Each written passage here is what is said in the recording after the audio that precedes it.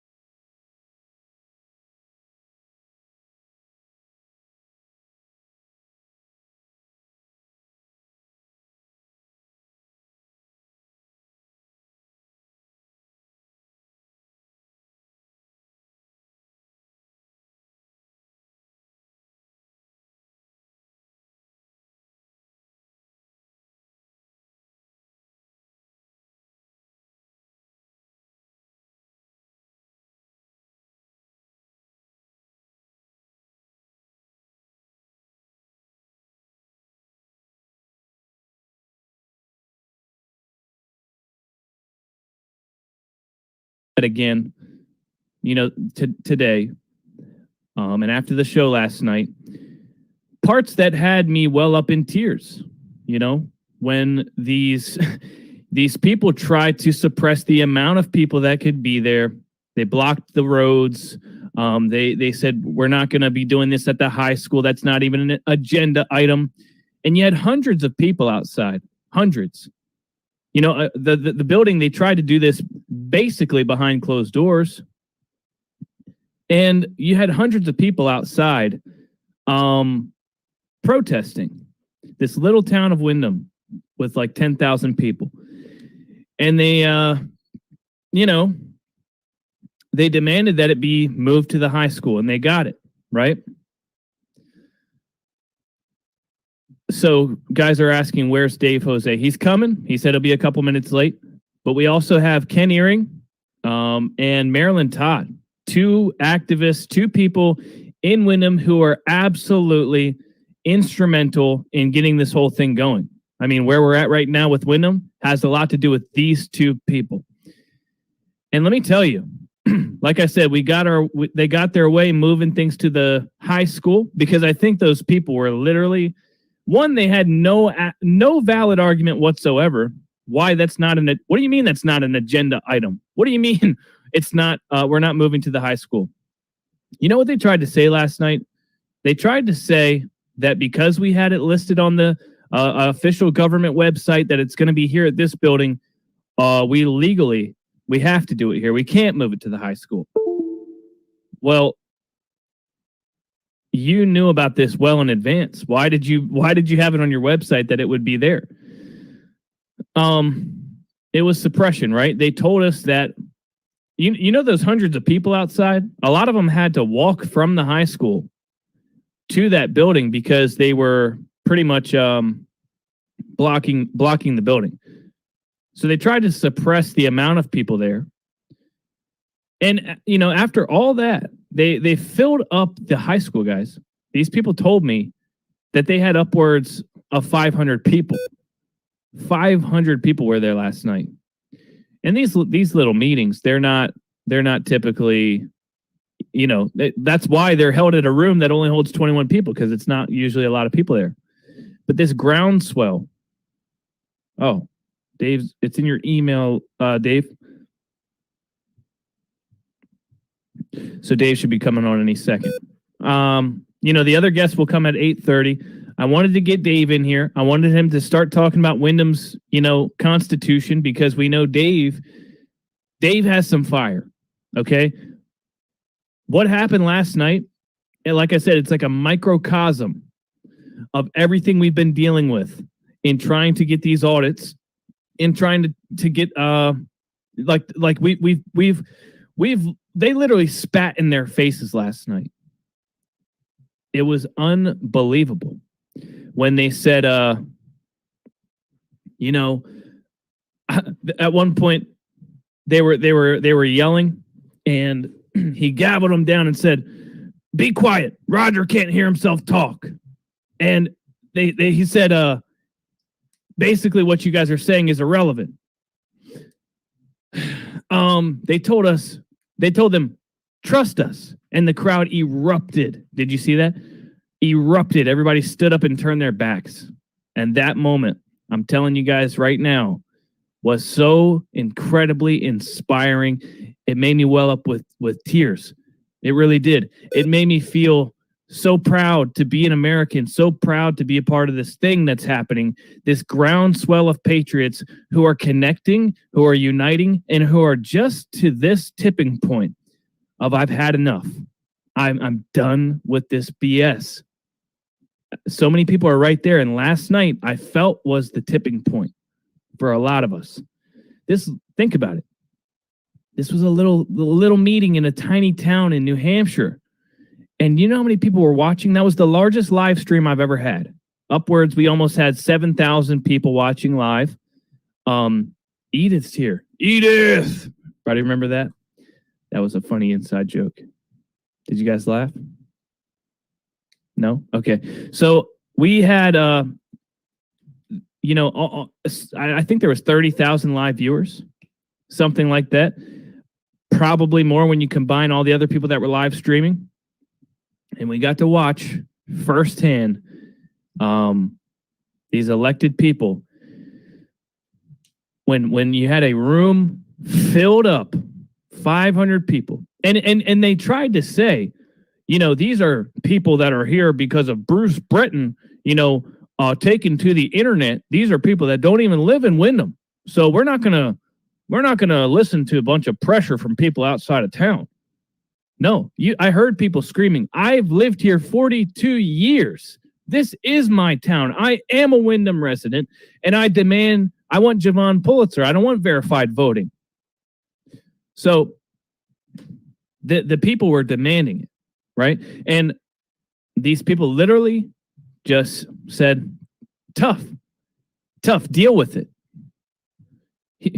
In the last meeting, he said, this is a representative democracy, which it's not. And just the man I wanted to see. Mr. Dave Jose. Hey, how's it going, Killer? Good. Are we on live yet? We're live. Yeah, I've been live for the last 7 minutes on a monologue waiting for you. Oh, shucks. Sorry, everybody. Please forgive me. No, it's all good. I just wanted to know, Dave. Yes, sir. What you thought about yesterday in New Hampshire? Well, I look at things a little bit differently, because I understand that, the people in New Hampshire have been used to allowing the government officials to rule over them, to punish them. And they've had a long time where they have been depressed about what it is that has been done to them. So you got to realize, well, I know you know this, but in order to have freedom, you first must have conflict. And I'll give you an example why. Whenever government officials are trampling your rights, doing you wrong, what has to happen is you first have to address the issue. You have to tell people, hey, you've done something wrong. Am I too loud? No, you're perfect. Okay. You have to first tell people that they have done something wrong or they have not honored your wishes. So I believe that what we saw yesterday was the people standing up and using their voice and their power. And I think that what happened is that the people stood up and used their power, which is the biggest and hardest thing to do because it takes courage. So the people stood up, the people showed courage, but then something else happened. We see where a gentleman in politics came out of his mouth and said, oh no, deal with it, right? We're going to do what we do. This is our stuff. We are the people who are all that, Joey bribes. We the people is the government. So for the first time I've heard in New Hampshire, someone get out in the open and say, I'm your boss and you shut the freak up, which is good because what happens is that shows the people where they stand. When the people know where they stand, that's when they can truly come at them with the law. And so I think everything happened the way that it needed to happen in order for the people to see what they're really up against. So now they can fight using the law, standing on their rights, their guaranteed rights, and nobody will be able to stand in front of them now. Won't happen. Man, I can't. I almost can't hold my tongue because when Marilyn Todd comes on, there's something. I talked to her on the phone. She tried to get a hold of some attorneys, Dave. They're like, no way. Huh? I'm just gonna let her. I'm gonna let her tell it. I will tell you how it went without her even being here. Okay. The way my license is set up, maybe you should look another way. Maybe if you guys go to the legislature and talk to them nicely, get on your knees and beg, maybe they can fix it. But I don't think we can really interfere because, we got all this money we're making in these secret programs. And, we really don't want to interfere with what these bosses are doing because we have a conflict of interest. But we're going to just act like we can't help you. But you ain't got to tell me now. She'll tell me. Yeah. I said Dave Jose is going to have a field day with that. Oh, yeah. I understand that you guys were trying to get in touch with each other too. So we got a couple of people, Dave, that are coming on in a minute here, and one of them only has a very limited amount of time. So when Ken comes on, he has about 30 minutes with us. Mm-hmm. We're going to try to figure out what he, thinks about last night. But I'm going to tell you right now, Dave, I talked to these people, and these are two patriots out in New Hampshire that if they get empowered with this information, they are going to... It's going to be hell to pay. Yeah. They've had enough. Woo! They just need the right information and the right weapons and the right tools. So boy. I thought to myself, I'm getting blown up about this thing. Let's get these people together. Now, we have Donald coming on. Donald. Big Don from the fourth floor. Do you know Donald? Yes, I like Donald. Donald's the man. Nice to meet you in person, sort of. Nice to meet you through the interwebbings as well. Yeah. He motivates the heck out of me, Nick. Donald's the man. And he was so helpful last night on the ground out in that meeting and volunteered to help live stream and all that. So we have Donald on and just another firsthand witness of what happened last night. And he also, guys, has a YouTube channel that's in the description. I want you guys to all subscribe to Donald because he's getting his start and he's got a lot to say. So, Dave. Yes, sir. We're going to have the other on in a few minutes, others on in a few minutes. And what did you find in the New Hampshire Constitution that's, you'd say, the most powerful? Woo! Man, I did a video today. I sent it to you. It has like several things in it, bro. Like New Hampshire is the one that I love to use to nail them with. If you go to the Bills of Rights section 8, it is in the hood, we would say it is gangster. Yeah, well, that's the live free or die state, right? They gotta be gangster. Their forefathers over there. Can I show y'all something? Hey, I got these 4 hats. These are the only ones in the world that can be found. So Ray Nuttall, Big Daddy Ray, married to Mama C, Crystal Nuttall, got these 4. We don't know if we'll ever be able to find any again, but we're going to find out who we're going to give them to wear. So they say, whoever you want to give them to, make sure you just give it to them. But I wanted y'all to see that because I'm going to figure out how to do it. I didn't know if I should give it to the fighter guys who are in the middle of the fight, doing the news and stuff. I don't know if everybody will wear it. You got this pretty hair, Nick. And Behizy, he got that pretty hair That's too. That's a cool hat, though. I like it. Yeah, that perfect lineup, Yeah. I didn't know who all would want to wear it or whatever. But I can't get a lineup anymore, so okay, great. I don't need it. Hey, Donald, it sounds like there's typing or something. Not me. No? Okay. So we have Ken. Hey, guys. Hey, Ken, how's it going? That's good. Ken. How about yourselves? Doing awesome. Yeah, we got a battle going on here in Wyndham. Y'all gonna win. We are going to win. Y'all gonna tear them to pieces. The deep state is falling apart. Well, I got to tell you, the guys that are in our town government, we have some people, some of them I think at heart they're good people. But, hey, Jay, how's it going? Hello. Hey, so we have some people that I think... Is that Marilyn? That's Marilyn that I was on the phone with earlier. Yeah, Yeah. That don't look like the Marilyn I saw. She's on the phone right now. She'll be off the phone in a minute. Marilyn got a cool grown man beard, you know. It happened overnight. How's it going, gentlemen? Great. Go ahead, Ken. I'm sorry. yeah, no problem. No problem. So, you always have to look at the glass as half full. So, we rallied the town.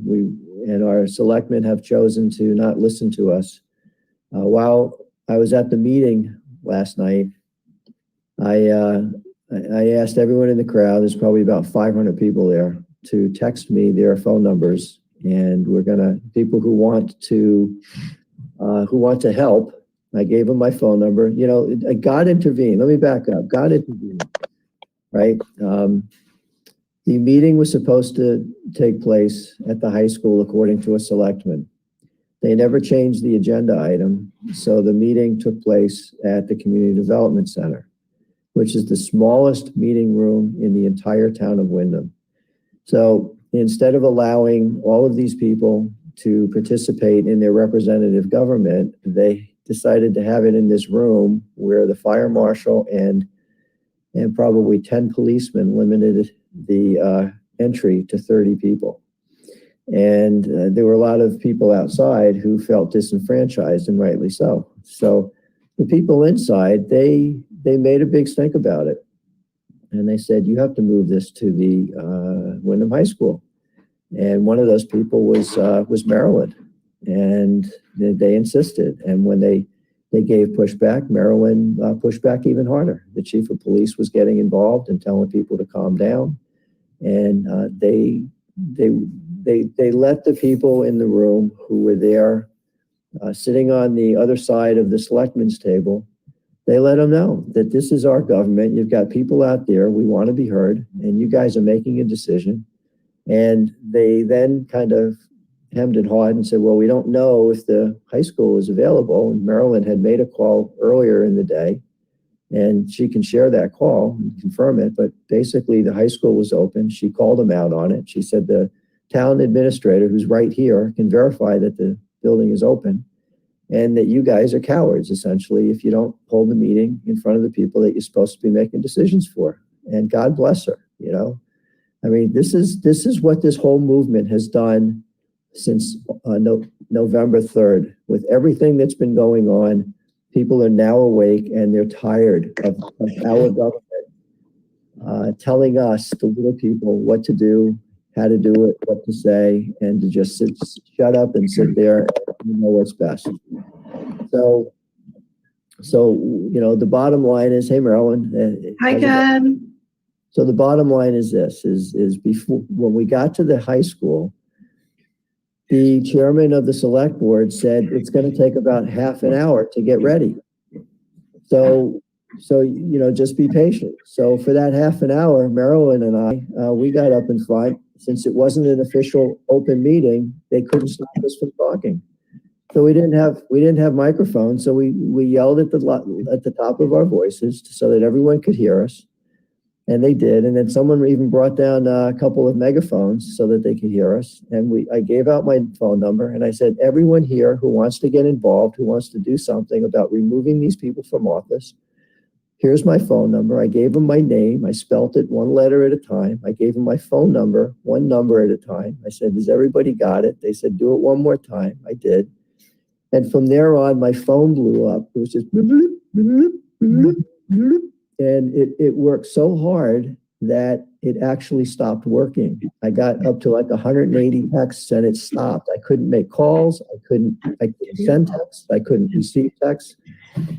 So later on in the evening, I turned it on and turned it off. But the bottom line is we have a motivated electorate. And these guys, they're not dealing with reality when they think that room was not filled with people who live in Windham. They think all these people will bust in like Antifa does. And, that's not the way we work. We don't pay money to come to all of these rallies and protests. These are people who are American patriots who are tired, absolutely fed up with what is happening across America. And the fact that it's happening here in our tiny little town of Windham is just the breaking point. And I am so proud and so psyched of everybody who's a part of this movement. Marilyn, myself, Tom Murray, you guys. I was talking to Nick earlier. I said, you guys, I consider you guys to be the Patriot Network collective, and I do. You guys should actually coin that phrase because, what you guys are doing is fabulous. I said last night, people are getting real news from people like you, not from the mainstream media anymore. I got to say, Ken, when I talked to Marilyn after you, she said Patriot Party. Yeah. So now I'm confused. Well, it is a Patriot Party. Hey, wait, there's a Patriot Party that exists already. That's right. So Patriot Network is open. So at least I think it's open. So grab that while you can. That's pretty cool. So yeah. What about a whole bunch of Patriots and 2 chocolate brothers? Yeah. Oh, yeah. Yeah. So we have a couple of people on here that I was saying with Dave Jose and what he does with, Donald being somebody who lives in New Hampshire and Ken and Marilyn being 2 incredible fighters with what Dave does, the information that he's found in New Hampshire's Constitution, I think is going to be earth-shattering. David, don't you think we have the most badass constitution? We definitely do. I told somebody your Constitution, in a nice way, is gangster. Yeah. I thought so too. Are you referring to the right of revolution?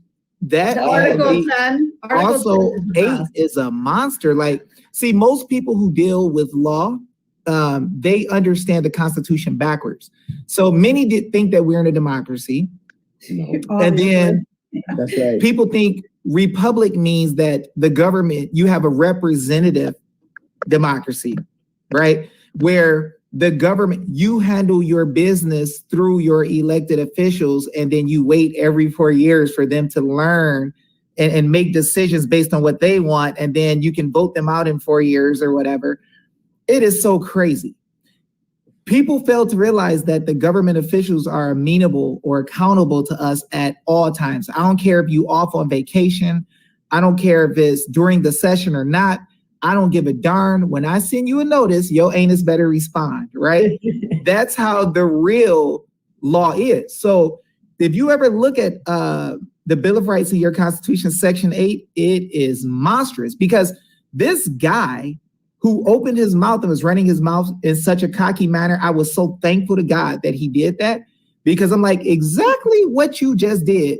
Like Psalm 64, the words you use are going to be turned over in your own head.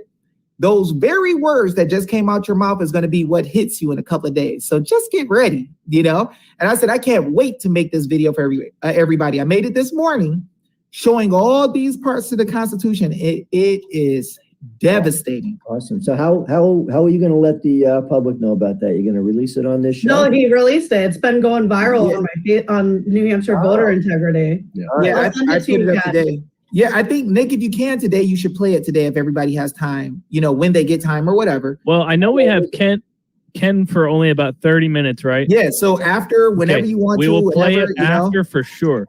Now, How long Ken is- will definitely watch it later, I'm sure. Yes. Yeah, that Section 8, though, is devastating. Then you have another one close to the end of your Constitution that's really heavy, too. Super heavy. So you guys are going to be able to mop the floor with them. And the reason it's so great is because it's stuff that they already swore to. You're not saying anything new.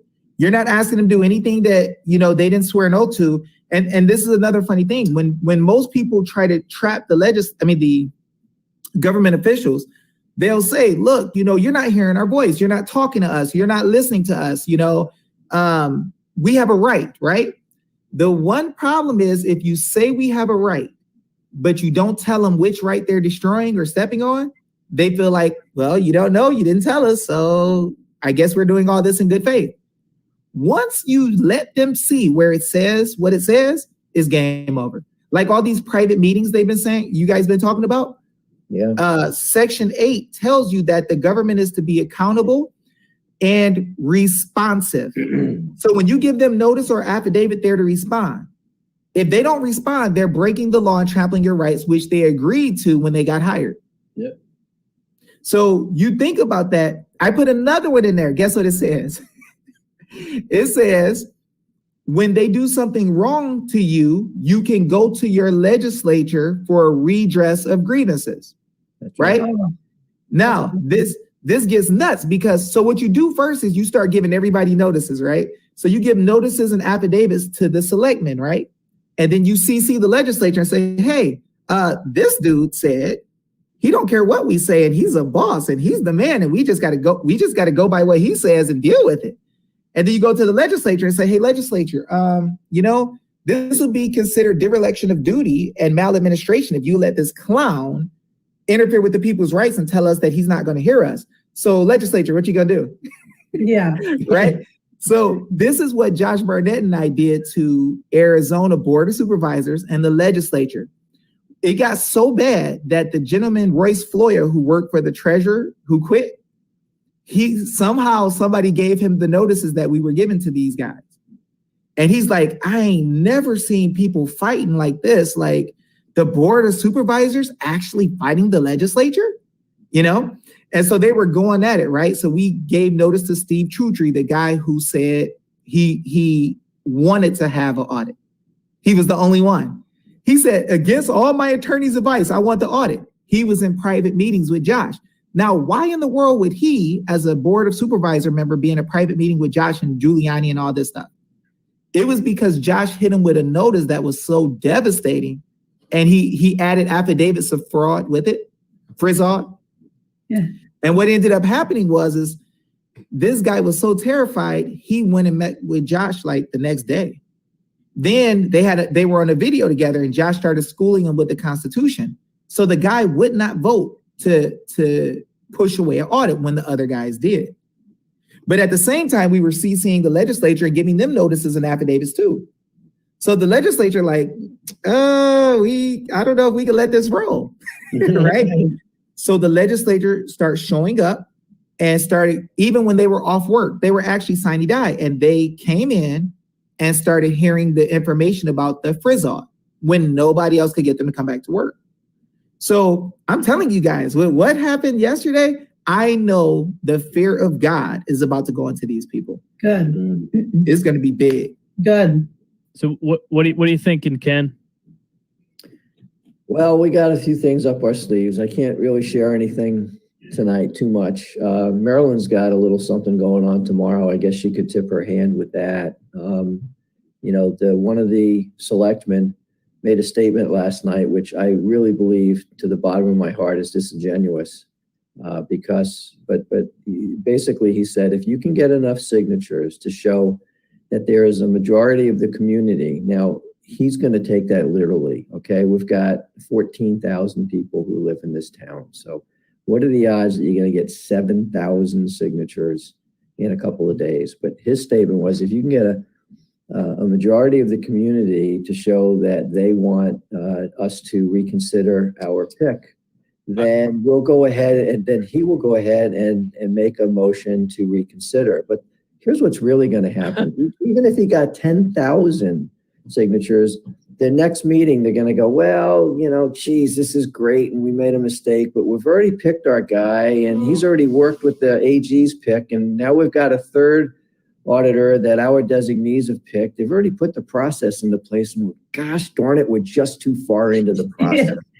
And they lied too, sorry.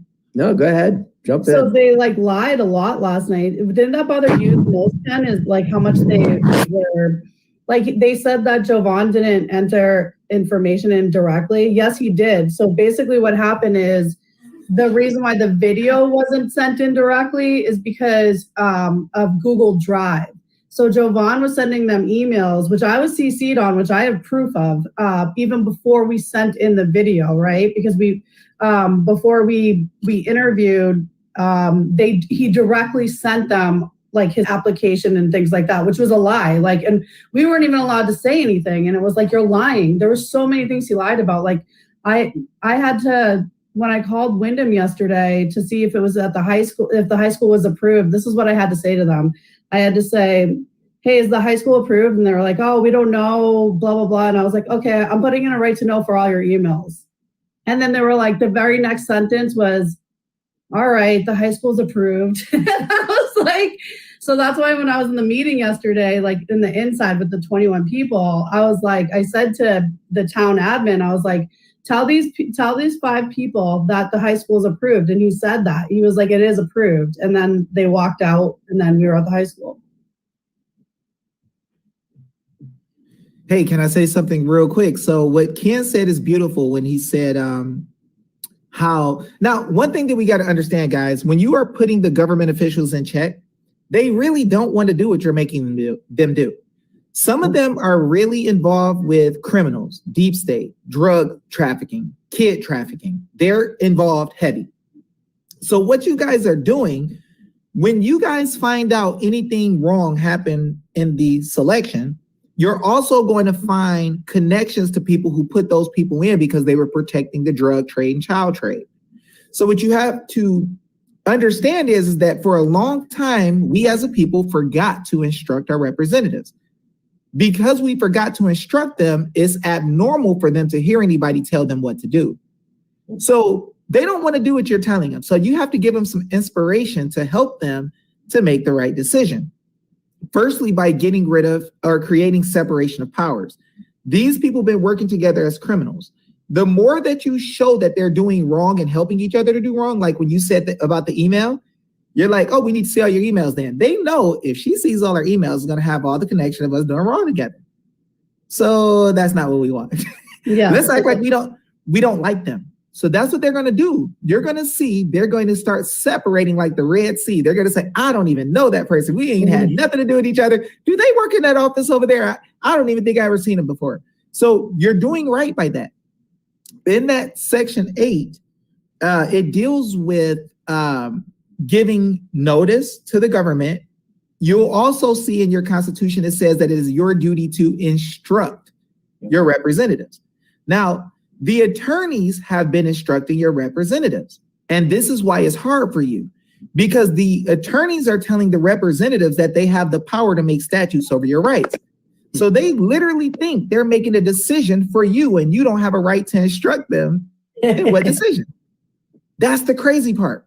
So I promise you, the selectmen don't know that it says in the Constitution that you can instruct government and go to the legislature for redress of grievance. So you're going to write this notice and you're going to force the legislature to go after the selectmen. The legislature also don't know the law. So for the first time, excuse me, drink cayenne. For the first time, you're going to see where the legislature is going to see the real law that you were supposed to instruct them with all the time. And it's going to tell that they have to listen to you and you get to instruct them, not the attorneys.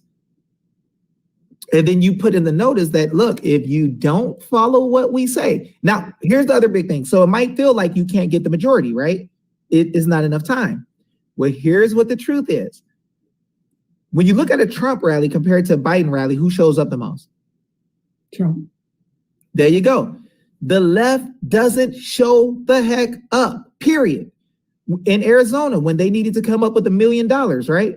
They didn't show up. They're like, we want you to affect this AUDIT, but we don't want to put the money up, right? They don't show for each other.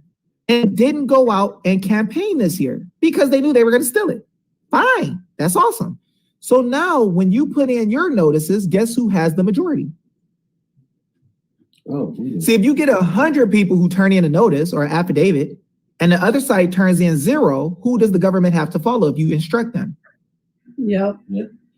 Also, your Constitution says that the government was founded on the people's will.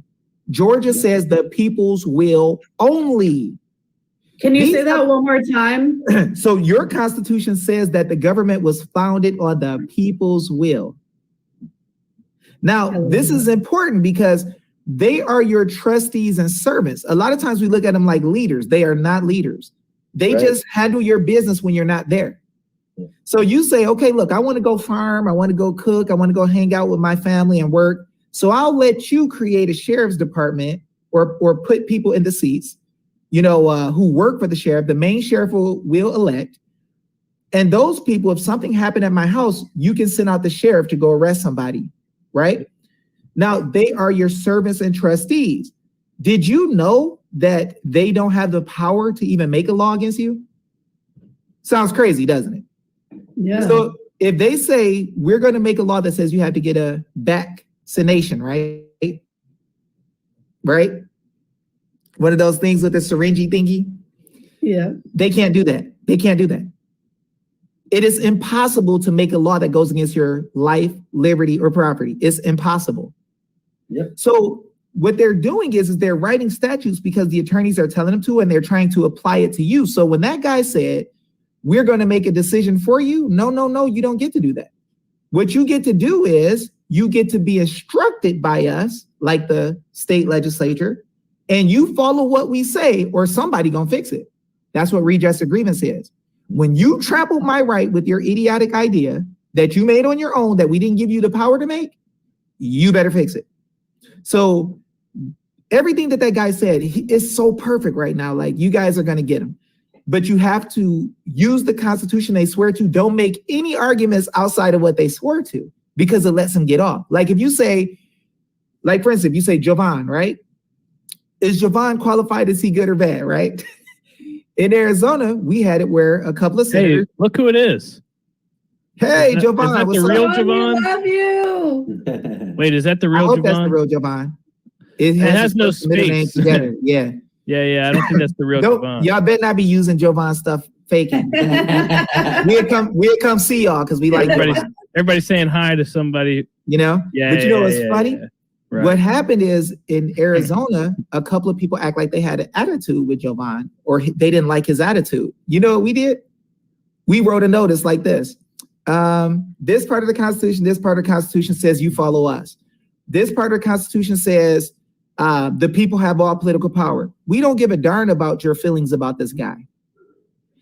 We order you to use Jovan and the other gentleman that got used, and guess who's there? The two people we ordered. We didn't send a million notices. We just let them know we're not playing.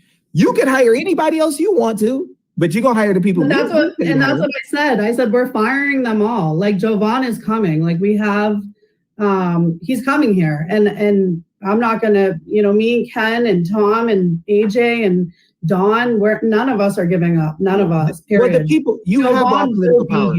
You have all the political power. So you are to instruct your legislature, right? Listen, I don't give a darn if they make 50 decisions when go ahead. How do you give a formal notice in the way that you guys were giving it? So simply, you're going to create a document. You're going to put who is going to be to at the top. Anybody you're going to CC, you can add at the top from you, your name, name, address, and phone number, email, whatever you want to add. You're going to put notice. And then after that, you're going to say, hold on, wait, let me say this real quick. For the clowns who sitting out here as attorneys who are thinking that, we're going to get Dave for practicing law without a license. The law in every state says that the people can come together and consult for the common good and instruct their representatives, legislature. And we can also bring y'all by right back to the fundamental principles of law. So we created the real law, not just statutory silly stuff. We created the real law so we could talk about it. So if you got an issue, mail me something and we'll deal with you. But so the way you do it is you're going to put notice at the top, right? Yep. If you make an affidavit and you're swearing to something, you're going to say notice by affidavit, right? Notice of maladministration by affidavit. Notice of treason by affidavit. Notice of whatever. Notice we don't like what you're doing by affidavit, right? If it's just a regular notice and you're showing the Constitution they didn't do anything wrong yet, you're going to put notice. Now, the next thing you're going to do is you're going to say notice to agent is notice to principal, and notice to principal is notice to agent. Why? Because when you give them something and one of their low-level people at the desk get it, you want to make sure that they know if you touch it, any one of your people, y'all all included. And if the top guy get it, you better tell everybody up under you, right? So that's going to give notice of what it is that the way that you are noticing them, right?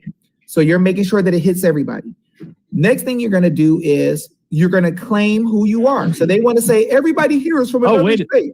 Go ahead. Hold on. Wait, so Jovan is live right now. He's saying it's me, and he's streaming our feed saying they don't think it's me. So it really was him. Wow. And if you're still listening, Jovan, how do we get Jovan into this? Because we need Jovan in this show.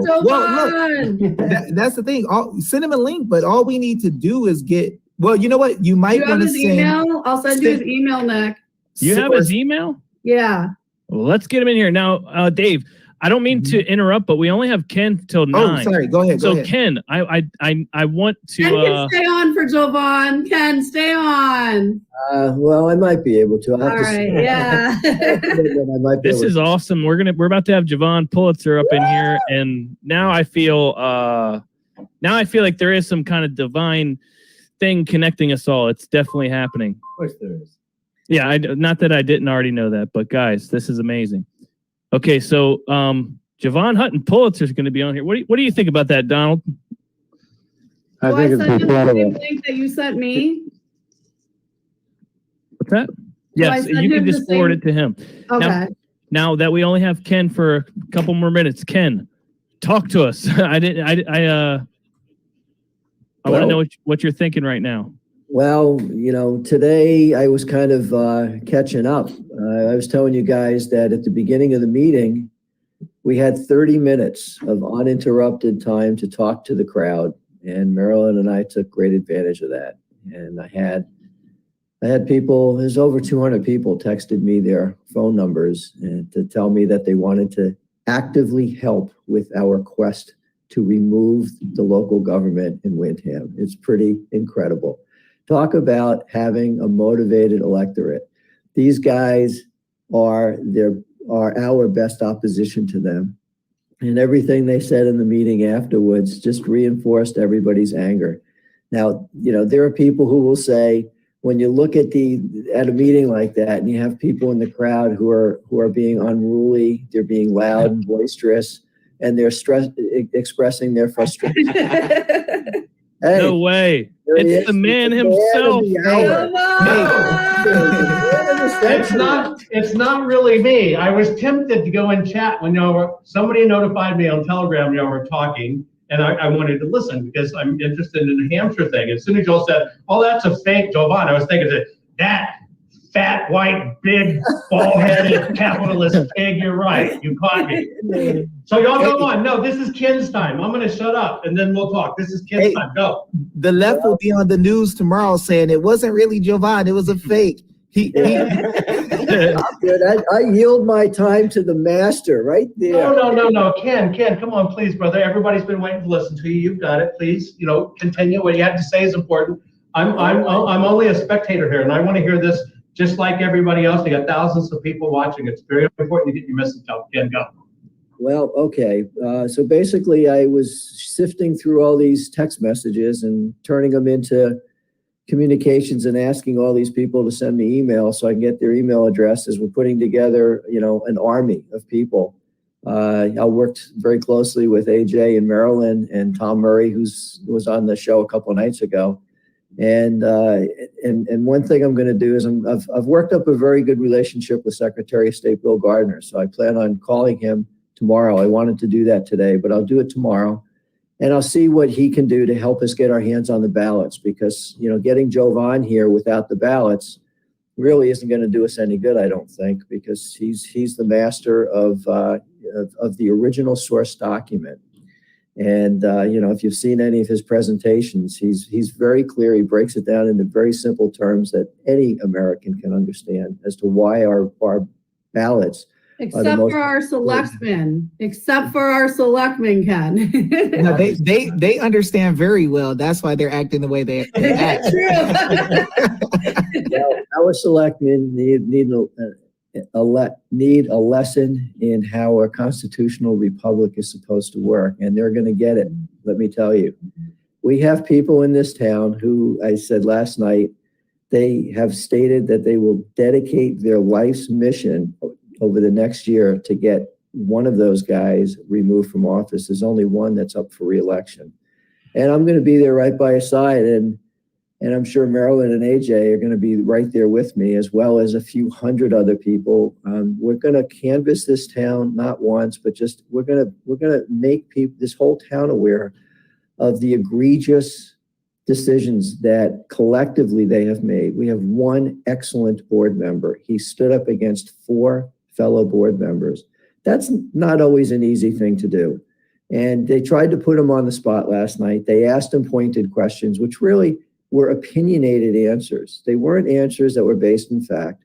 One of the selectmen that I've been exposing, I guess is the right term, in some of the latest posts that I've made to the Granite Rock, he tried to make it sound like I've been lying. Well, you know what? We spoke with an attorney today, and we need to follow up with another one.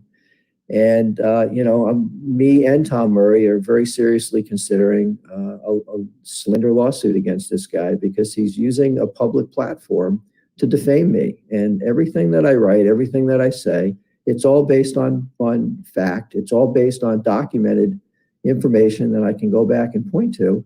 And in addition to that, when Tom Murray called for point of order, they wouldn't recognize him. When I called for point of order, they wouldn't recognize me. So, not only is Heath Partington has he opened up himself personally, not the town, himself personally. Ross McLeod, as the chairman, has opened up himself personally because he allowed that type of rhetoric to continue and slander to continue. But he's opened up the town for a lawsuit as well.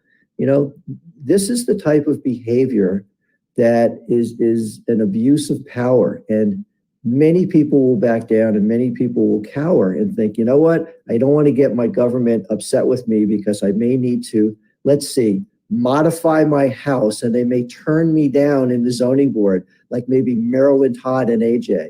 And that will come back to haunt the zoning board as well. But we're going to fight one battle at a time, but we're going to win them all. I guarantee you. These people are cancer to this town. They've been cancer for years, and I've had enough. That's not a threat, okay? That's a promise. I am dedicated to getting these people out of office. And we have a plan, and we're going to lay it out. And over the next couple of weeks, we're going to reveal that plan, and we are going to be successful. Now, a few years ago, I put together the Wyndham Taxpayers Coalition. And for the first couple months, they laughed at us. These elitists, these snotty, snobby, arrogant people in our town thought, well, who do they think they are? They're not part of our club. And geez, they think they're going to play government alongside of us. Well, the first year we canceled their $90 million school project, which was going to be in 2 phases, a $50 million project and then another $40 million project. And instead, we defeated that 2-1. And then the next year I ran for office and I won in the school board. And then the next year, Tom Murray and another conservative won, and we took over the school board. And then we put together a school project to add some infrastructure at a total cost of $48 million. So we saved the town, documented, probably $40 million. And in fact, no, it's $45 million total. In addition to other expenditures, we did an internal controls audit, which everyone was against. What are you accusing the business administrator of fraud? No, we just want to make sure that he's doing everything right. We were bringing in a new superintendent, and lo and behold, that internal controls review audit revealed 130 risks and deficiencies. So what showed up in that audit? Things like, well, our business administrator was handing out Apple iTunes cards like candy to all of these staff in the tunes of thousands of dollars without tracking any of it. We had millions of dollars of computer equipment without knowing what the serial numbers were, who had their hands on what equipment. I mean, so many different things. So, they made fun of us when we put together the Wyndham Taxpayers Coalition. Let them make fun of us now because, we don't want them to take us seriously. We're going to come. We're taking our town back. I'm telling them right to their faces, you guys are toast. And Marilyn and I and AJ and many others are going to ensure that that's going to happen. So in the meantime, we want to take care of the most important task at hand. We're focused on that. We want to make sure that our elections, we get the answers to our elections. And there's multiple questions. And even if we do a recount using Jovan's technology, we still want to go through the process of looking at our machines and making sure that everything is on the up and up there.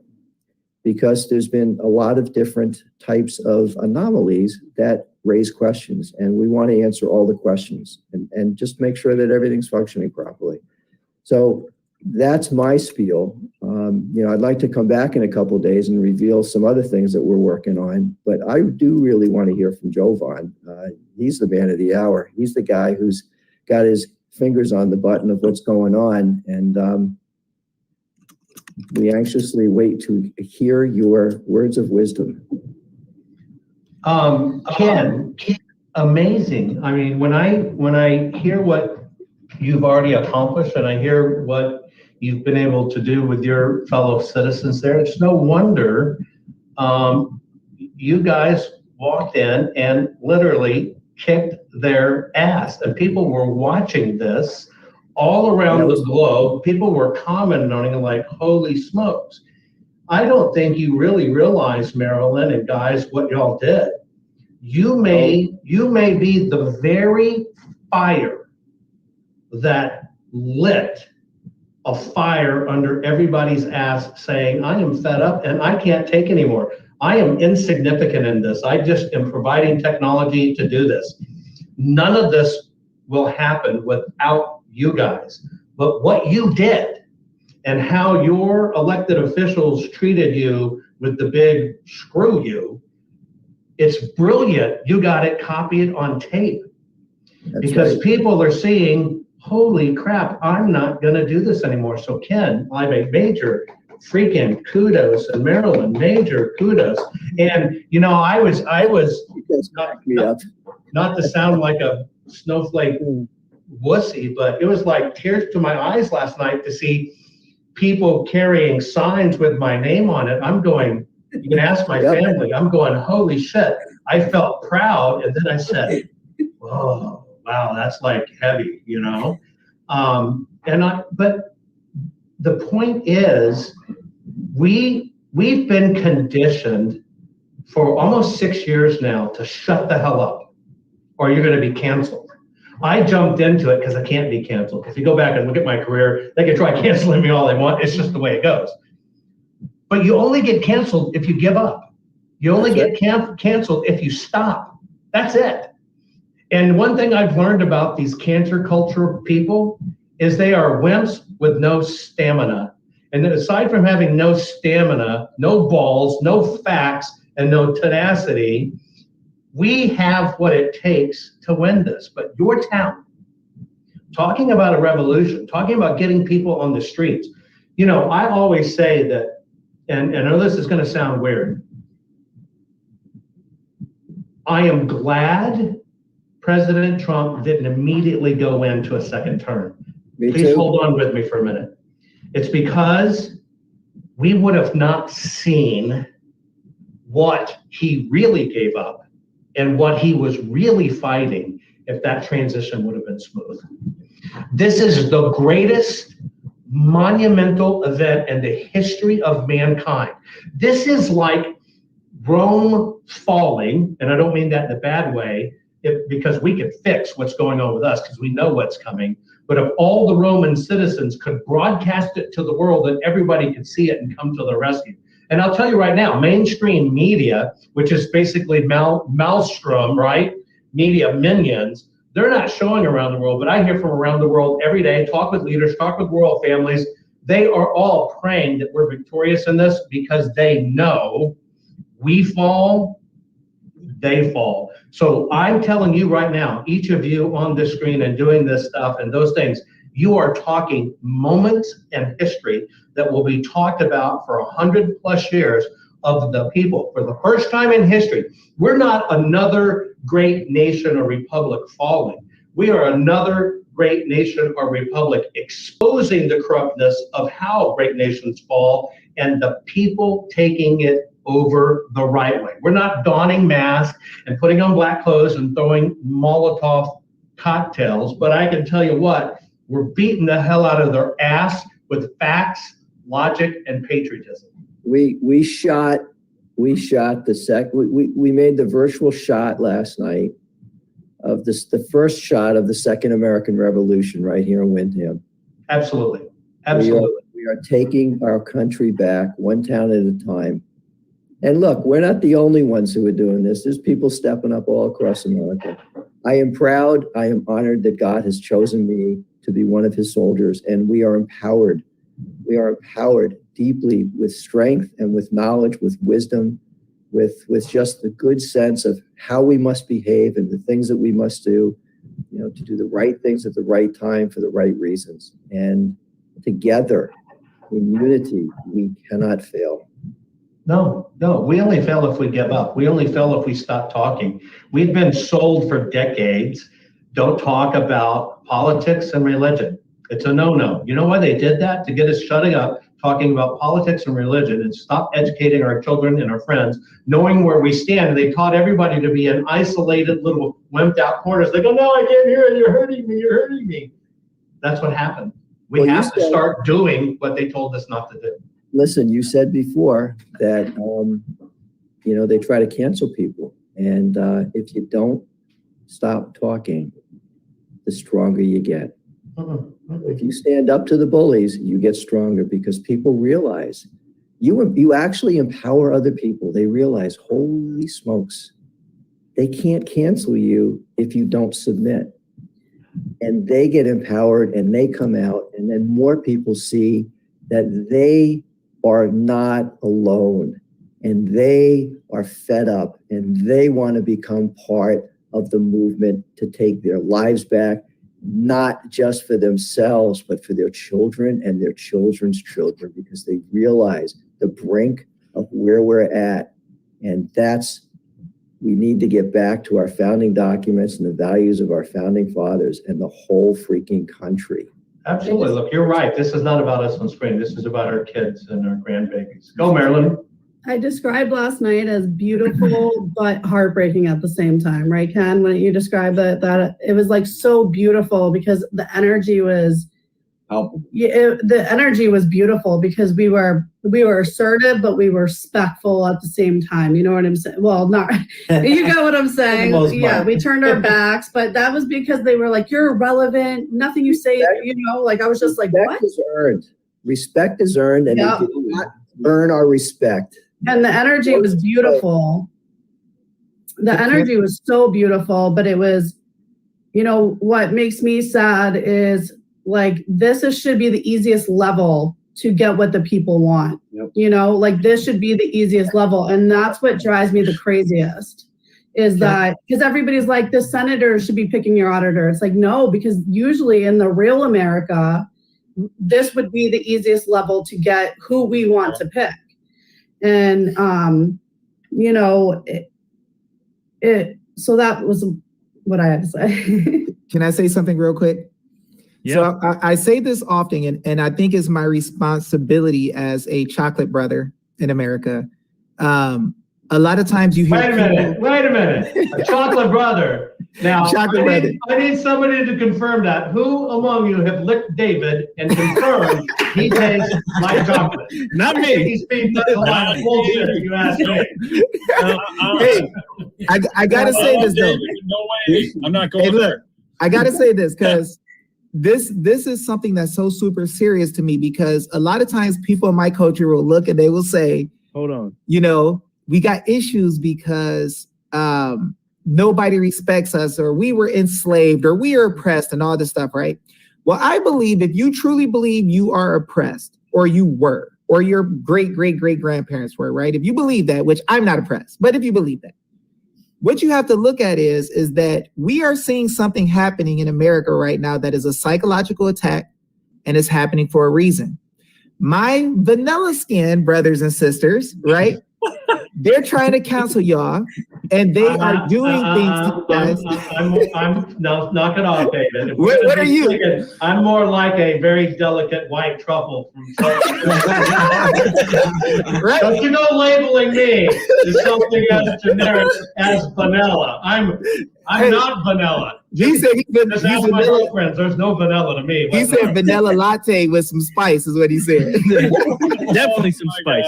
But look, y'all got to see this. So The truth is that kinematic chocolate.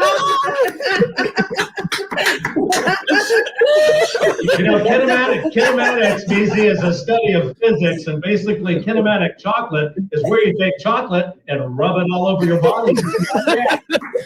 Oh, that's great. But you don't lick it. Can You don't lick it. No, you don't lick it, you just stick it. Or we'll be able to tell. All right. So guys, let me get this out real quick. So look, so you guys got to remember, like Trump said, he said, you have patriot blood in your veins. He talked about how much power you have. And he said, I want to give the power back to the people. And I'm listening to him and I'm telling everybody, like, did y'all hear what he just said? He understands that the power don't belong to him. And I do believe that it is a blessing from God that this happened, because we are going to fix it and we're going to make it right. The reason you guys are getting canceled, though, is because you guys beat the king. And that's what Trump was trying to tell y'all. You guys have blood in your veins, patriot blood, where people know they cannot defeat you with strength. They know they can't defeat you with force. So what they try to do is use psychological attacks by people of all other colors and saying, hey, you can say black pride, you can say brown pride, you can say gay pride, but you better not say white anything, right? There is an attack on white America. And I have to say this to be fair, because nobody should be canceling you for speaking up, for being conservative, for loving America, for loving God, any of those things. So you guys have stood up and gotten tired of the foolishness, and it's a blessing to see. And I want to encourage everybody to come together and to support those who are conservative, support those who love God, support those who love the truth and freedom, because this is our nation and our kids' future is based on everything we do here. So I want to thank all you guys for the fight that you're doing. I want to thank you for standing and not caring. We need to get to the point where we don't give a darn about somebody trying to shame us. Yeah. We need to just do what's right. The thing that Amen. the thing that he did, that Ross McLeod, he was trying to antagonize us. Don't you think, Ken? Don't you think he was like trying to antagonize us to like get ourselves in trouble? Like, do you think him calling us insignificant is yeah, might be a clue? Yeah. He was like, I was antagonized. you could tell he was, you could literally tell he was trying to like start trouble. And Yeah. And then another thing that I told Ken, I talked to Ken about this, but I was like, Ken, like when they're talking, it's like they're only talking to you. They don't think about America. They only think about Ken and their vengefulness for Ken. Like, it's like, what about the rest of us in the room? What about America? Like, why don't you forget your little fight or whatever is going on and pick America? Like, because when you watch or what the guy says, it's literally only directed to Ken. That's a fact. And it's that's the saddest part to the whole thing is like, It was disrespectful to everyone else in the room. It's a personal vendetta, and we're all paying the price. He got me pissed. Yeah, thousands outside of that room. I mean, that thing went super viral because, like I said, it was a microcosm of everything we've been dealing with this entire time. And I believe it was a very symbolic moment where the people, we've gotten to the point where we've had enough, and that was the tipping point, and we're saying, I'm done. No more. And I love that happened. It was the best thing that could have happened because these people are so motivated right now and will do whatever it takes to make it right. And that's what, being uncomfortable gives you is motivation. Right.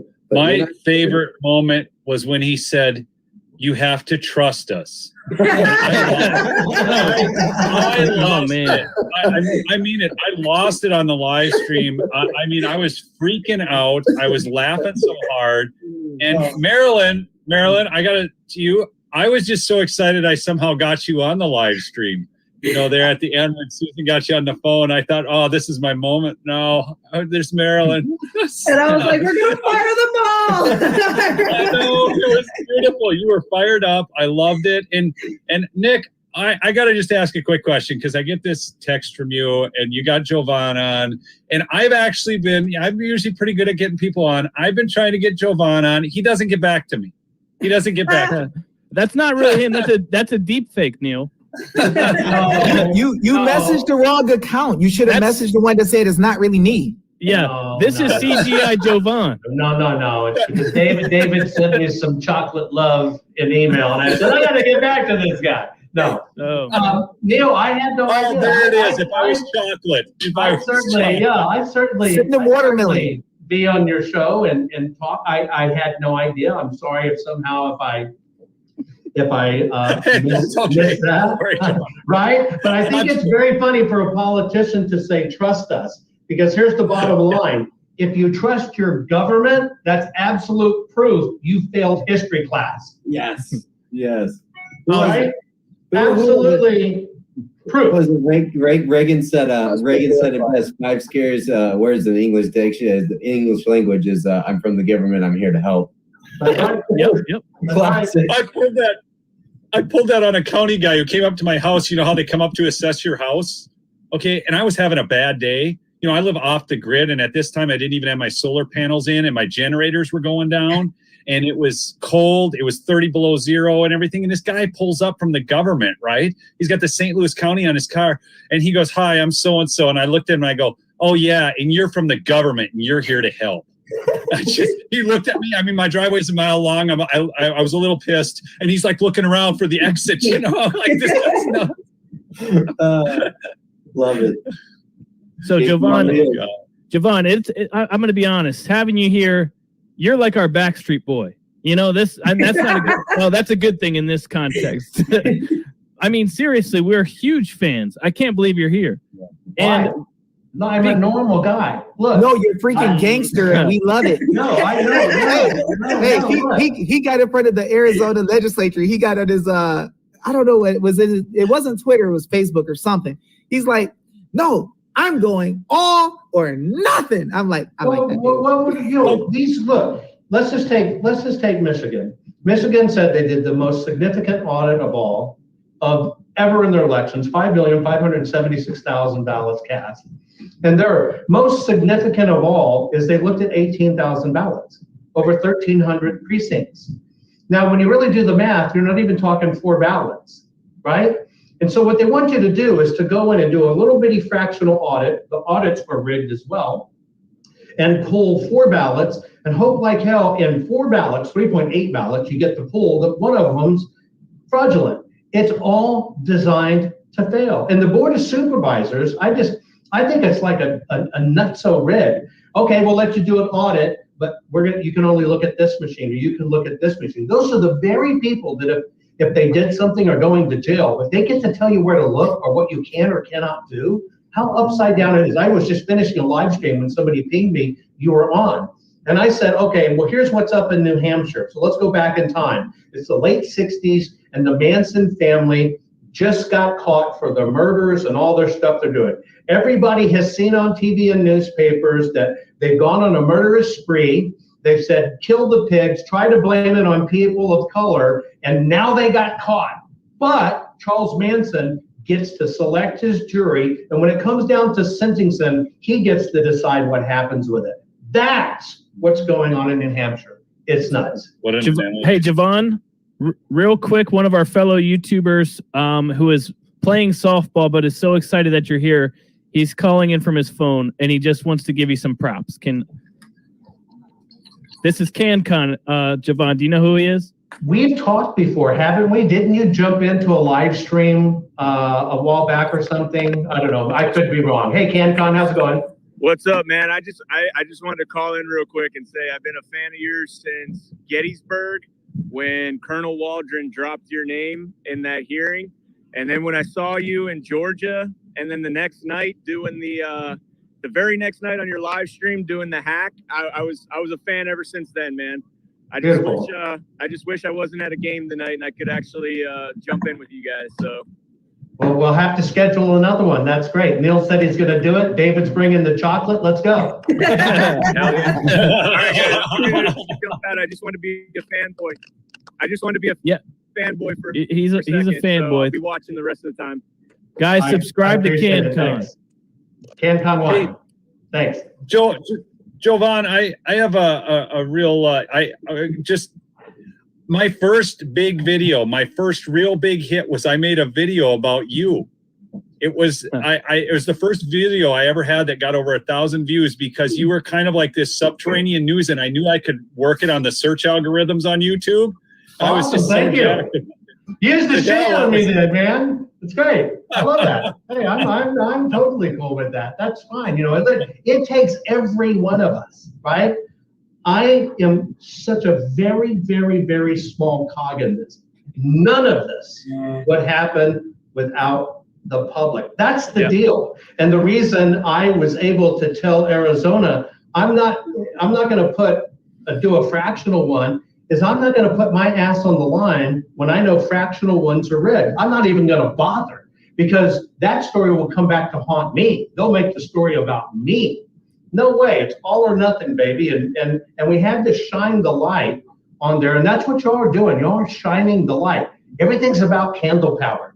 Everybody thinks they can't do anything because they're one candle power. The bottom line is all light gets focused and becomes a big beam and a searchlight when the candles get together and magnify the candle power. And that's all this is about. I could not do what I do without each and every one of you, period. Yes, absolutely. But Jovan, there's some reason why these people keep telling us, no, we're not allowed to use you. Anywhere we go, there's people fighting us back from using you and your technology.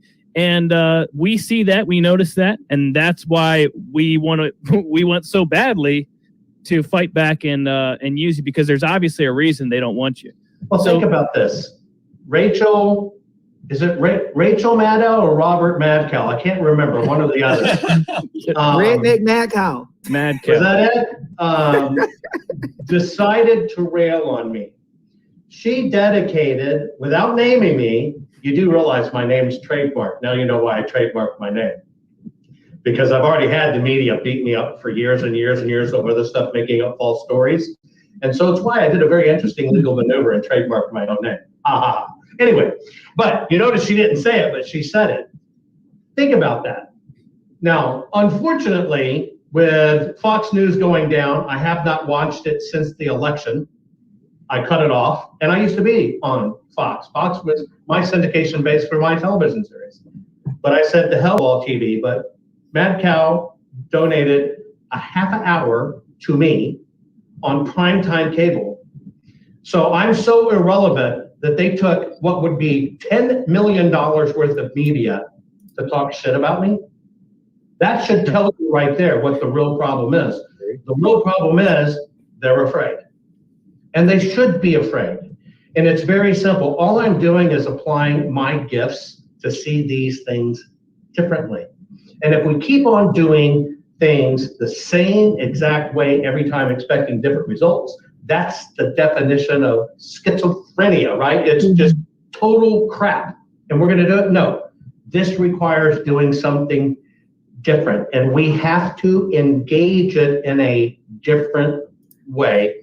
And that's what they're terrified of. They're terrified of the paper, which is why HR 1 is trying to get rid of paper ballots. You know what, Jovan, I will say that one thing that I saw you do, like I'm a big science guy. I went to a school for the gifted and talented, and I seen you do something that my dad used to do. My dad always said, look, you know, don't use big words, don't get crazy, break things down for people to understand it. So he would use a lot of parallels. So I could see that you have a brilliant mind, but you came with like third grade English to help people understand your process. And you blew everybody's mind. I was like, holy moly, like he's checking for artifacts on the paper that you can see and nobody can hide it. And once it's there on the actual paper ballot, it's game over. We could tell the creases, tell if they're using a different type of paper, different fiber. I was like, oh, this is good. Good. And then they went crazy. Thank you. Well, here's what happened. And this is a true story, by the way. This is not just me goofing off. This is a true story. So before I'm going to testify at the Georgia Senate Subcommittee on Election Integrity, by the way, they invited me and I testified. A week and a half later, all the Republicans on that committee were fired from that committee for bringing me in and me exposing that. But true story, I told them, I said, I'm going to tell a joke when I start, just to break the ice, because you always hear me say I'm a nerd in a biker's body, right? And so I always say that just to kind of break the ice. I'll give you another one. My nipples are perpetually hard. Now you're always going to look at it and see it, but hey, it's a curse. But I told them, I said, I'm going to tell a joke, and all the attorneys disapproved of it. And here's what I said. And what I was going to say is, look, I know how to explain this. And the reason I know how to explain it is because of my family. So you know what you get when you put 32 members of my family in one room?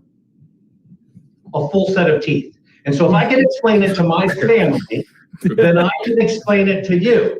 But the other part of the joke I was going to say, look, if that's too technical, of how I explain to my family, then I have a second layer that's half as dumb as that. And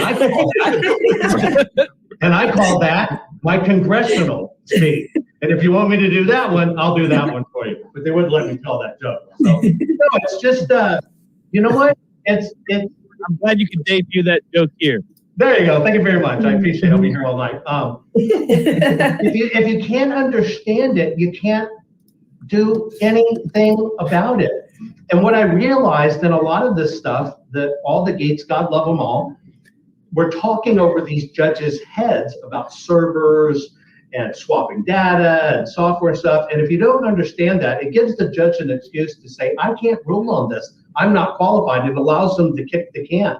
And so I've tried to preach to everybody, keep it freaking simple. Because if it's simple, and I said, don't worry about the judges. Show America how this works. Show America what it looks like, because that's all that matters. Because they will push the judges. And so what I engage in is called push-pull. And here's how it works. Just like you used me for internet ratings there, Neil, thank you very much.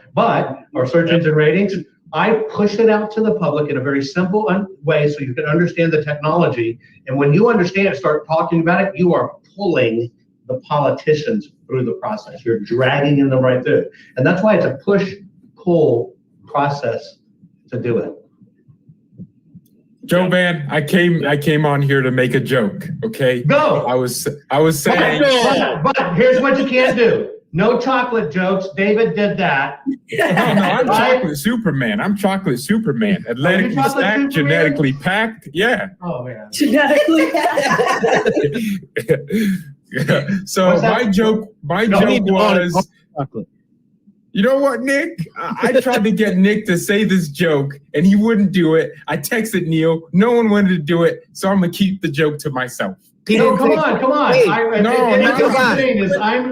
irrelevant. Okay, I'll tell you one. Do you know how to keep an asshole in suspense? How do you do it? You got it now. I got it. Zoom joke. Gotta play like a Frozen. Hey, Behizy didn't send me an email though because I'm chocolate. Come on, I want to hear this joke. Let's go. Behizy was like, I don't like chocolate people. I ain't sending Dave the joke. Dave can't have it. That makes so much sense. You know. Hey, Jovan, have you heard the joke about cul-de-sac? So I'm gonna show y'all something. I got the cul-de-sac haircut. The top right here is the middle where you drive around in a circle. The houses are all over here. That's how my hair grows. Okay, cul-de-sac. Now I get it. Awesome. No, Behizy, we need to hear yours. Come on now. Look. So all I was saying was Jovan's what? Where'd everyone go? I was just saying Jovan's the vaccine to, voter fraud. No one's laughing though. I actually. It's awkward, Nick. No, that was a good joke because it could have been worse, where it could have been I was the new anal COVID test for this, and that wouldn't have worked either. So that you actually told a better joke. So no, you're not verified voting. Okay, you're not. I wouldn't put you to that level. Oh no, he went out on that level, Jovan. It's okay. I'm used to this. I'm the guy that gets onto a Zoom with all the attorneys, and you talk to all these precinct attorneys and stuff, and they'll say the attorney's in the room, and I'll look at them, and they'll go, "Who's the attorney?" And they'll raise their hand, and I'll go, "You're wearing a tie. I couldn't tell you an attorney. Take your tie off so I can see the circumcision scar." And then, of course, y'all laughed. So there's nothing reverent about me because they don't know what's coming next. And I'm sorry if I brought a little bit of element to your show, but the bottom line is, you know what? If we all were not laughing, we'd be crying. Yeah. Period. That's all there is to it. Oh no, we have a lot of fun. Actually, you know, a lot of people just want to be bummed out all the time. But I mean, this is I feel like we're winning. I really do. So what's there to be sad and cry about? I mean, look at this. All of us are meeting each other so organically, and just it's crazy to me some of the ways that I've met people. Like Jovan was just live. I said, "Hey guys, tell Jovan to join my show," and there he is. Because people said, "Okay, I'm going to go to Jovan. I'm going to spam his chat," and it's just. Hey, Behizy. What are the chances? Somebody's saying Penny says you're handsome, man. I know. Who's Penny? I'm incredibly handsome. Behizy is single too, ain't he? Yeah, well, he's supposed to be married though. He needs a wife, right? Penny in the house. Let's get back. Let's get back.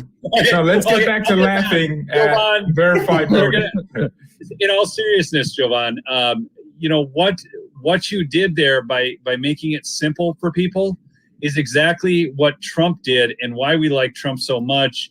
One of the best shows I ever saw on Fox was actually Tucker Carlson talking about the rally in Butler, Pennsylvania, and the hopelessness and the drug addiction, and how Trump was the one person that showed up and actually cared about them. And he always spoke in simple terms, and that was why they loved him so much. He didn't try to talk over their heads. He didn't try to be elitist. He didn't try to sound so smart that they couldn't understand him. And that's why they loved him. And I mean, they loved him. I mean, it was amazing. But that's what you do. And you break it down, you keep it simple so people can understand. You're not talking over them, and that's why people like you. And I'm sorry. That. Thank you. Professor, I talked to Professor Clements the other day, and what he basically said was, you know, we know we're making our mark when they're fighting so hard for this one person who we all want. And that's, you know, I knew from day number one as an auditor. I think you were on December 5th. It's so weird, Jovan, that I know when was that when you were in Georgia, December 5th? No. Yeah, right. No, it was actually December 30th, because the next day was New Year's Eve. It was December 30th. Okay. I don't know is December 5th when Ruby Freeman, probably that video was released by Ruby Freeman. So I was obsessed. Okay, so that's why I remember December 5th. So December 5th, and then I saw Jovan in the court. I mean, in the special Senate meeting, and this is what I tried to show all our representatives, is that you can tell you're a fair, honest person. You just want the truth, nothing more, nothing less. And I think, you know, you're the most unbiased person, you know, like when it comes to getting the facts out. And that's what, you know, I think that's why we need you here, and I hope we get you, and I know we're going to get you, no matter what. Yes. We're going to fire them all. You know, y'all have an interesting fight. I do like that your system. There's 3 choices in it, so I still don't understand how all the choices, if you get to choose 3, are conflicting with each other. But you know, people reveal themselves if you just listen to them and what it is, and they're revealing what their fears are when they tell you, no, you know, we don't think there's anything with the ballots. What they're really telling you is there's something with the ballots. It's like the left, for everything they do and they blame on the right, right? And it's all the deflection, and they'll say it because they want to deflect from it. And so I think they kind of revealed, more importantly, what should be, in fact, looked at. And I'm just amazed, you know, if our great country was founded on an incredible piece of paper, our Declaration of Independence started this grand experiment that 188 countries around the globe want to be like us. We're the only place in the world that people break into to get to, right? But yet they want to tell us our country sucks. Yeah. And if our voting goes down and your vote doesn't count, America's doomed. If America's doomed, the world's doomed. Now, there's 2 sides to this. This all happened because of us.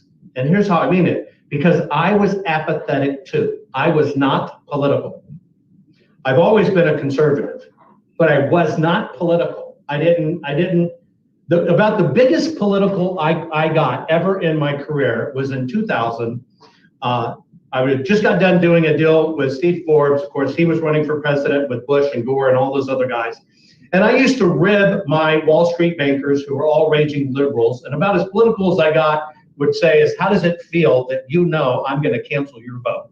Right? And that's about as political as I got, just ribbing people. But back then, you could rib people on the other side. They didn't want to freaking kill you. Right? Now, everything's totally changed. It's off limits. If you watched me about 3 weeks ago kind of go off and get silent for a week and not do as much as I do, I had to relocate my entire family literally on a 24-hour notice. Totally relocate, vacate everything, boom, gone from our home. That's how dangerous it got. That's how dangerous it became. You can't imagine when your family now feels they have to look under the car before they get into the car. Or I have to make sure I'm always wearing a hat and a mask and glasses because I can't be recognized. This is not normal. This is not normal. And we have allowed this normalization, but the bottom line, this did not creep up on us. We were all apathetic. America was addicted to apathy. And because everybody on this call is wired for integrity and honesty, we don't think that nefarious way. And so because we don't think in those bad ways, we also don't act in those bad ways. And the other side will do anything to get to where they need to go. And they think nefariously and act nefariously. And so it looks like we got caught off guard. No, it's been going on forever. And what they did it to us is in reverse, very slow, at a very low level, exactly what you're dealing with in New Hampshire. These people come in, probably the kids that were nerds in school and got their ass handed to them every single day because they truly were just freaking dorks. They got elected, and now, by God, they're going to show you who's boss, right? It's just like homeowners association. It's usually some prick who never had any power in his life. You can't plant that in your yard, pull it out, right? Because they have some power. We let this become unhinged on our watch. Right. That's why we have to fix it. There is no grand military going to come parachuting in. That is not how it works. Amen. Amen. There is no riding back triumphantly on a white horse. I'm about as close to a white horse, but the color of my legs don't count, right? It's just the way it is. We all must do this. And one thing I know about Antifa bullies and all of those guys is they are a bunch of freaking wimps hiding behind masks. For us, they hide behind computers. Call them out, engage them, battle them with facts, and do not give up. But this comes down on us. It's not about presidents anymore. It's not about parties anymore. It's over for every one of us. This is Behizy, are you kids and grandkids, period. I'm so sorry. Behizy just texted me something. Yeah, look, this is the moment in my life I've been waiting for, okay? I'm trying to get Dr. Frank here, and he's saying he's joining. I really need you to explain to us how these things will come together, okay? So I'm excited. So you guys, you know who Dr. Frank is? We're going to have Jovan and Dr. Frank in one live stream together. This will be a meeting of the minds. Yes, I need him to explain stuff. Come on, go. Okay. So can I just say one thing real quick? We have Donald Riddell here, who is just somebody who's starting a YouTube channel, helped me out last night with helping me live stream. How's it feel for this to be your first live stream, Donald? Oh, he's muted. He's frozen. No. There you moved a little bit. Donald, unfreeze and stop doing the robot. Well, by the way, his He link knows is he's about to win. his link's in the description, guys.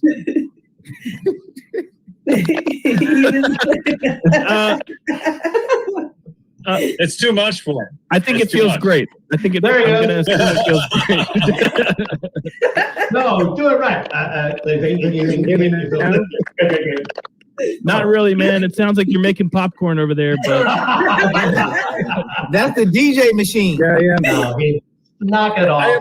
He had Taco Bell for lunch. Leave him alone. Go ahead. I'm gonna mute Donald. Sorry, Donald. But I'm glad you're here. Thank you for joining. Now, Dr. Real Frank is serious here. Question. Hey, Nick. Nick, you were on today when we did the Wisconsin thing, or Wisconsin as it is. Oh my gosh, Dr. Frank said, Jovan, real quick, have you had any calls from Wisconsin? Am I coming through? He's about to start dancing. Man with 200 patents freezes up. 202. Absolutely. No. Folks, everybody gets that wrong. Just in paper codes and how they transact, I have 210 patents. I file on average 100 a year. I have far more than 200 patents. Can you help me? You trademarked your own name.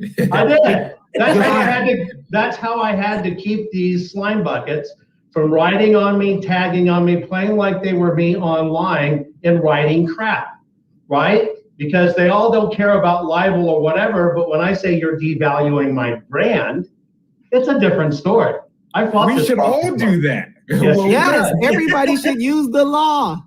Hey, Nick, put Dr. Frank and our man Jovan next to each other. They're going on a technology PhD date right here. Let me ask the question. There you go. Okay, let's go. Swipe right. Oh my God, you can do it. Now that's technology. Hey, Jovan, that question though, have you had any calls from Wisconsin? Yes.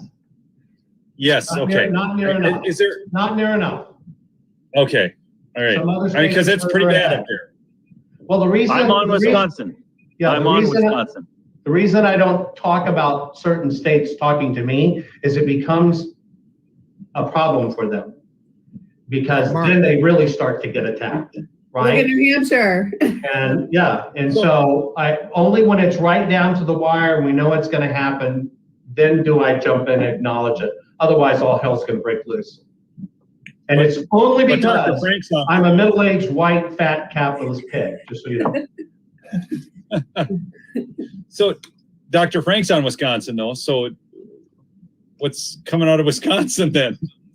You're on it. Yeah. He's got the file. This man, he's always ready. How And do you not know only am I on Wisconsin, but I want to raise heck. All right. Oh, Yeah. I love that. I want to raise heck. You have the same energy. You listen to my mouth, and he comes on, and I'm gonna get mad. And if you don't like it, I'm gonna pinch you. Hey, Dr. Frank, you got to say Hey, this. James, how's it going, buddy? You got to say this. You got to say, we are going to bring that fire. That's what you got to say. And when I do StreamYards, I have this little overlay that comes up with the flames on the bottom. Woo, do that's you? fire. You got to do that. Tell them you're going to bring the fire. They'll understand that. Oh, in Wisconsin, we're gonna bring the fire. Yeah. Awesome. Yes. Okay. So we're gonna make some fondue. Let's go. One quick thing, guys. So we have probably our peak viewership. I would imagine in this live stream, two amazing gentlemen, heroes, geniuses. This is going to be incredible. But I want to let you guys know something real quick. That Marilyn Todd has a donation page that is set up, and I didn't have it in the description in the beginning, so I'm going to put it in there now. And when you guys, if you want access to it, you'll have to refresh your page so that it'll pop up in the description. And Marilyn, could you tell us what that's for? Just let us know about that. What that's for. So we're going to hire Jovan ourselves, and we're not going to give our New Hampshire government an opportunity to say no to us. We are 100% getting him in, and we're hiring him ourselves. So we started a donation page to pay for his services. Let me explain this to folks. You have to understand how this works, okay? It's not only that I'm the technology, I'm also the expert witness. And so when these things go to court, I actually have to testify. When they go to Supreme Court, I actually have to testify. And so, although I bring all the costs way down as far as they can go, you actually have to hire me because I can be disqualified if I do it for free because they say that's biased and I'm donating to it. Being an auditor myself, Jovan's price is insane. Like insane. Like it's so small compared to even my own audit firm. Like the price that he's charging us to do this crazy audit is something that we would just charge for a business IRS audit or a federally, so I do agree with that. You're doing, I appreciate you, Jovan, so much. Thank you very much. I have one quick question. Is it Behizy or Behizy? George. No, how do you say it? How do you say it really? Hey, George. Behizy. Behizy. Yeah. So I'll call you Behizy. You call me Jovan instead of Jovan. And I am amazed at how. Wait. No, I thought I was saying it right. Hey, Everyone else was saying it wrong. I caught that a while ago, It's but I Jovan. thought it was accent. But I'm amazed how many women are like stroking your chocolate magic on the screen, man. I'm just like looking at his face. I just love His you, ego. man. I love you to pieces. It's just, what is this? Right? Don't make his ego bigger. Hey, don't. You can be married I before the end of the don't year. have a. He's single. I don't have a biggie. I don't Somebody have a offered you $500 for just 1 hour. What's going on here? Oh wait, I got it The wrong. best stream ever. Look at Dr. This is the best show He's ever. correcting me. He's correcting me and going, it's Behizy. What's going on? Nick, bring everyone back. I'm leaving. Oh, no, I don't want that. Hey, Jovan, I'm sorry. They said I'm supposed to call him Mr. Sexy. That No, I will not do. Jovan, I don't understand. I work for like watermelon and like soul food, and nobody ever sent me any. You know what? I don't get it. love fried okra. You like fried okra? That's my home. I love fried okra. Fried chicken hearts and gizzards. I love fried chicken hearts and He might gizzards. be my cousin. He might be Every, my I cousin. can tell you, every New Year's Eve, does your family have collard greens or what they call pot liquor, where they slow cook the greens all day? Collard greens. Oh. Like FBAs? Woo! I'm all down for Southern That's my, food. with some cornbread too. Cornbread, as you can tell. Mm. I love cornbread. So I love Southern food. Okra's one of my favorite. Anyway. Okay, all right. So we all love Southern food. I hope, or else there's something wrong with you. But I wanted to have these two geniuses. Maybe we could. Ken, are you sticking around?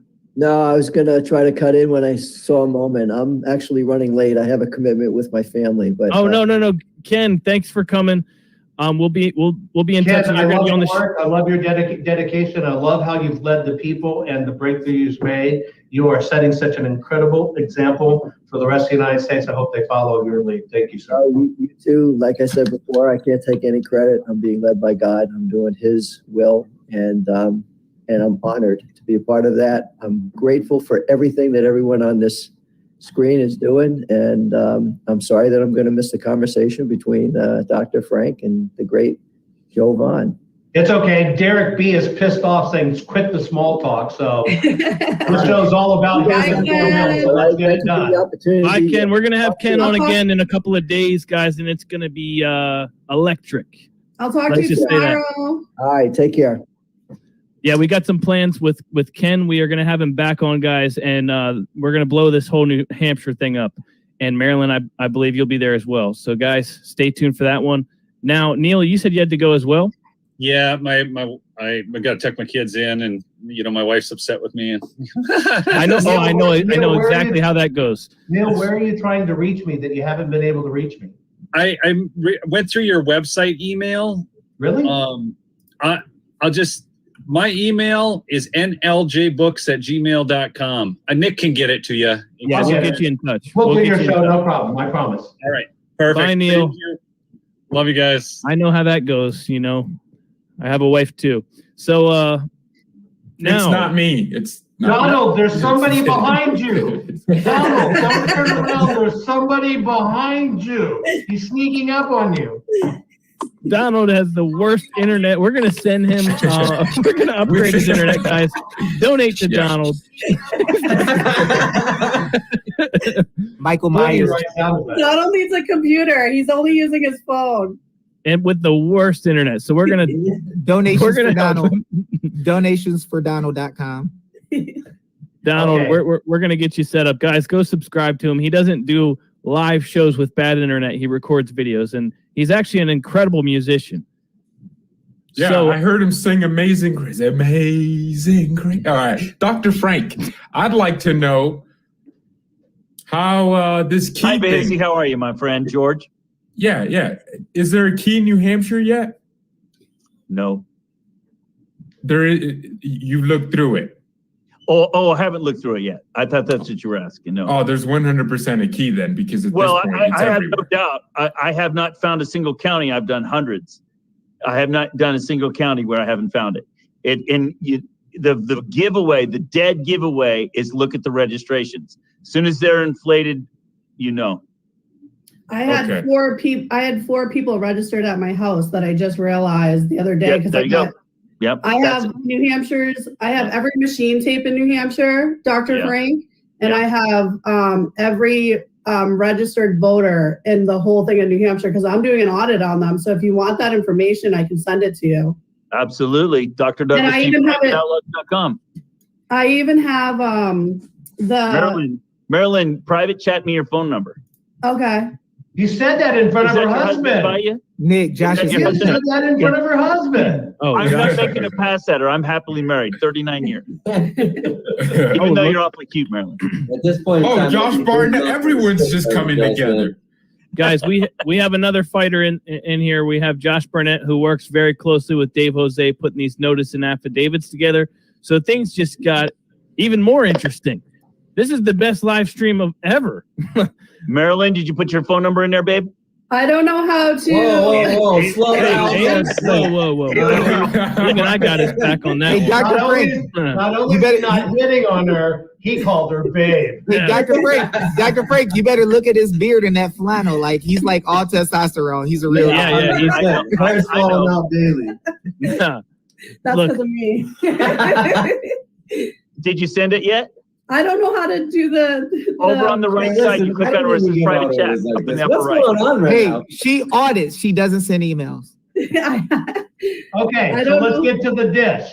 Yes, please. Please. Because we want to make sure. It says there's like almost 5,000 people and they want to go. And they said this is like giving them the final battle of Avengers in-game vibes. So let's do it.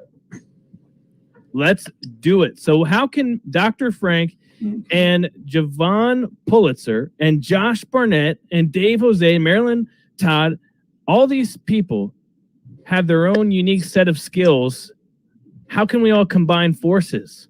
This is what has to happen. Perfect question. Easy. You have the answer, Dave. Let's hear Oh, it. heck yeah. So one thing that we got to understand is that when the government officials are afraid of what it is that somebody like Dr. Frank or Jovan can do, what ends up happening is they start trying to play a political game to keep them out of the AUDITS or to keep them from even being interviewed.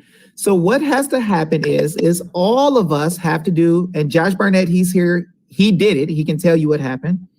What we did was we let the legislature know what their duties are, and we use notices and affidavits.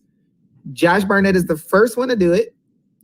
He put in a notice and affidavit that Jovan and Colonel Waldron was going to be used in the audit. And then when somebody acted like they had an attitude, he gave another notice that said, we don't care if you like them or not. This is our government, and this is who you're going to use. Yes. And the next thing you know, Josh was like, hey, yeah, everything is going to be okay. So we have to direct the legislature, and that's our duty. And even in New Hampshire right now, it says we are to instruct the legislature. The legislature is your servant. The legislature is like the T-Mobile rep at the front of the store. when you're the CEO, you don't go to the front of the store and pass out phones or take people's orders for what they want. You send somebody to go handle the business for you. That is what the legislature is. So we all need to put them on notice now. You guys got Behizy, Neil, Nick, CanCon. You guys have the biggest, most crazy alternative news following right now that I've seen in a long time. Dr. Frank has 8,000 subscribers. There you go. Only No, eight. I have more like 50,000 something. I was going to say, I put the wrong Dr. Frank in the title. Some guy with 50,000 subs is. My Facebook page had 50,000 members and 100,000 followers. That went down 2 weeks ago. Yeah, they kicked mine off too, last year. I only started the YouTube page because I needed a place to stream, and Facebook wouldn't let me stream to them anymore. And just one push of a button, it'll transfer all your videos over. Odyssey? So it used to be library, LBRY.TV is blockchain, so they can't pull it down. Yeah. So you go file to do it in YouTube is going to transfer every single video over without you doing any more work. Wow. And that way everything is stored. Every live video you do from now on will automatically be uploaded by that night or the next day. Wow. I'll Sir, look into that. Are you Dr. Douglas G. Frank? I certainly am. That's okay, because I had the wrong Dr. Frank. That was definitely not Dr. Frank that I had in the title. People were going to subscribe to the wrong guy. Okay, so so we were going somewhere with that, with what Dave started. Yeah, I was going to say to Dave, Dave's exactly right. It's like the superintendent. You heard that story in Vail where the ladies went in and kicked out their superintendent, their school board, and voted in a new one. And I was just in a group in Colorado last weekend, and the ladies they're saying, well, we can't run the election the way we want because the Secretary of State tells us we have to follow these certain rules. And I said, no, you're the government. You decide how you're going to run your election. And if they come in and arrest you, great. We'll put together a legal defense fund and we'll come out and we'll have a trial. It's great. We'll do it with you. So everybody needs to own their own election. All this centralizing is just, Jovan said it at the summit Sunday night. I really appreciated your comment, Jovan, where you were saying, on a scale of 1 to 10, and where 10 is the most corrupt, he says we're a 15. And he's exactly right. Absolutely every part of it's corrupt, especially the registration database. Before you even start the election, you've inflated the registration database. Guess who owns that? The Secretary of State. You have to take it back down to the precinct level where when I was a kid, the moms used to go down the neighborhood knocking on the doors. They'd get their precinct book set up. Everybody would come in and vote. You knew half everybody was there. You didn't need a photo ID. You knew half everybody was there anyway, but we still should have a photo ID, but you get my point. That's the way to have an election that works. Every precinct. And I think as a country, we've been lulled into this sense of, well, we've hired them to do it, and the machines all do it for us automatically, so we're just going to let it all happen. Dude, we just gave it away. We just gave our country away. We got to take it back. How about that for my rant, buddy, Dave? I think it's good. All we got to do is send notices and affidavits first, because the government, if you notice, every time they do something stupid, they try to say, our attorneys didn't tell us we couldn't lie and cheat. How are we supposed to know that we're not supposed to know or supposed to do this, right?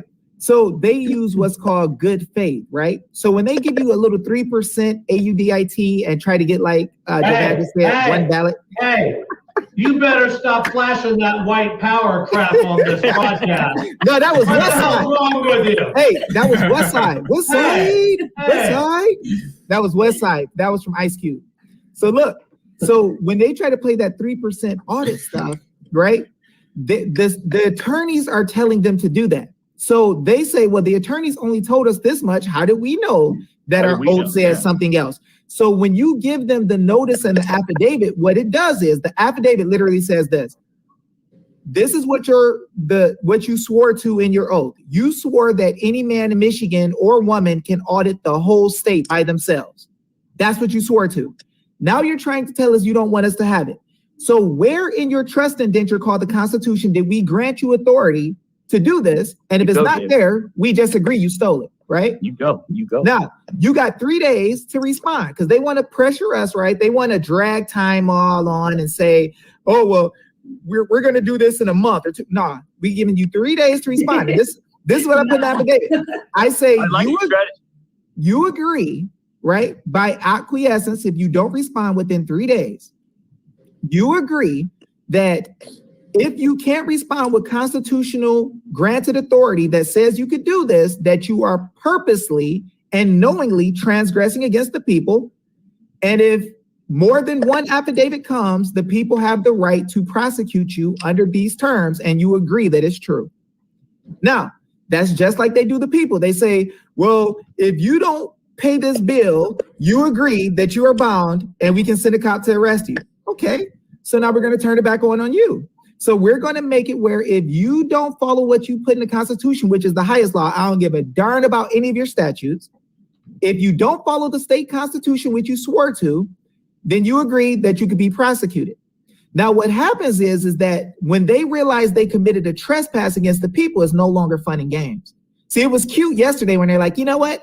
You're going to listen to us. And I'm like, yeah, okay, that's fine when you're talking about somebody else. But when we put your name on the paper, you ain't going to like it, right? You're going to realize you're going to pump those brakes really quick. So that's what Josh did. Josh put their name on paper, served them at their house. The ones that he likes and the ones he don't like so much, he went after everybody. He can tell you. He went after everybody. When he served them at their house, guess who wanted to come back to work? See, it's no longer a situation where we are begging them or even giving them an option. And Josh can tell you, Josh can speak for himself. He'll tell you, Josh, did you not say Jovan and the other gentleman is who we're going to use? That's exactly what I said. And I remember texting Jovan and told him I'm fighting for him here because the people of Arizona wanted him involved in doing this forensic audit with the ballots. And we knew he was the best man for the job with the best technology. And we were not going to accept anything less. Well, we want you to be fighting. Look at your muscles, man. You're eating people. Well, David texted me and said, hey, Josh, we need some muscle. We need some more constitution here. So I told him. I mean, it's perfect. Bring that fire. Well, I mean, it works. So the thing I love about everything here is this is real. This is real people. I fell in love with Jovan, not to be mistaken with any love for him more than the fact that I love his work. But someone's going to take that the wrong way. You're in love with Audits. Look, I'm in love with Audits. I love the fact that this man said, we're going to do 150% or I'm not going to do anything. He could have just said, okay, fine. We'll do this thing where we can do a backroom thing where we just check to see nothing was wrong and then move on. But he said 150%. Now, this video that came out of Michigan, which I want to understand, Jovan, you mean to tell... Again with the Jovan. Oh, I'm so used to it. Look, I'm looking out for you, buddy. No, it's cool. It's okay, but hippie, go ahead. The hippie. Okay.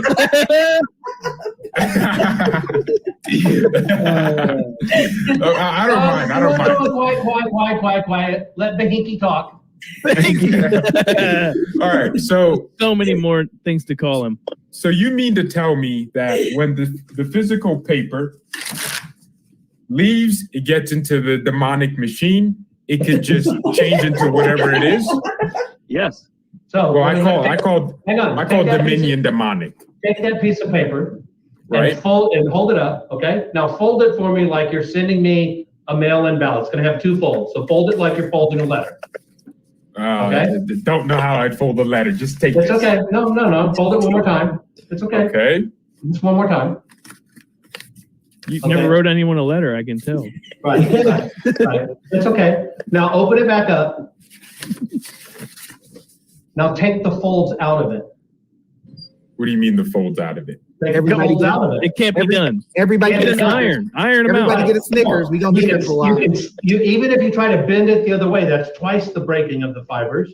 You could put it under a 5-ton press with steam. Those folds will always be there. So that's the first thing I saw. When I saw these stacks of ballots that are supposed to be counting in mail-in ballots and I realized there were no folds, I knew that it was a crop of shinola, right? It just wasn't true. you can program these machines with a piece of paper. You can feed them, if you know what these machines do, you can feed in one piece of paper standing there. It will activate a piece of software on the machine that you can't find in an audit. It will make it run for a number of transactions. When it hits X number of transactions, it'll turn itself off and eat itself, and it's gone.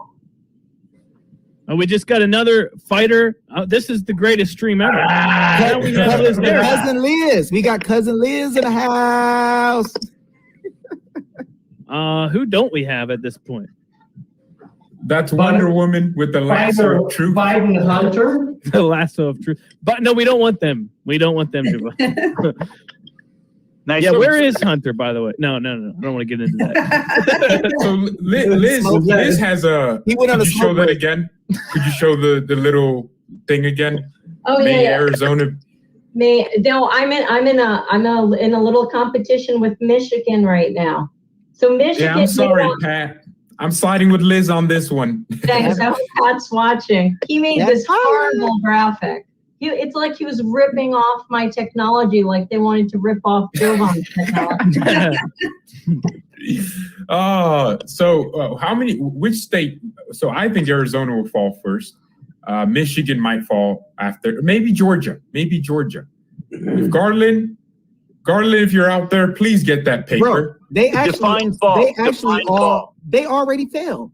They're listening to the people now. They failed already. All that power they had where they're like, we're going to do what we want to do. Nah, that day is over with. It's gone. Hey, because Pennsylvania already fell. They already threw out their database. Most people don't know it. Most people don't know that the Pennsylvania legislature already admitted that their database was corrupted, and they hired a new company in December of last year to rebuild their entire database because their SURE system had been compromised, and they knew it. Did they throw anybody in jail? So Pennsylvania's already fallen.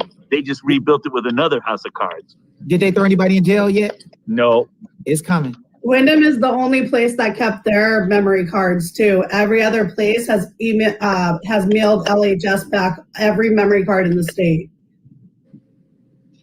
Yes. Yep.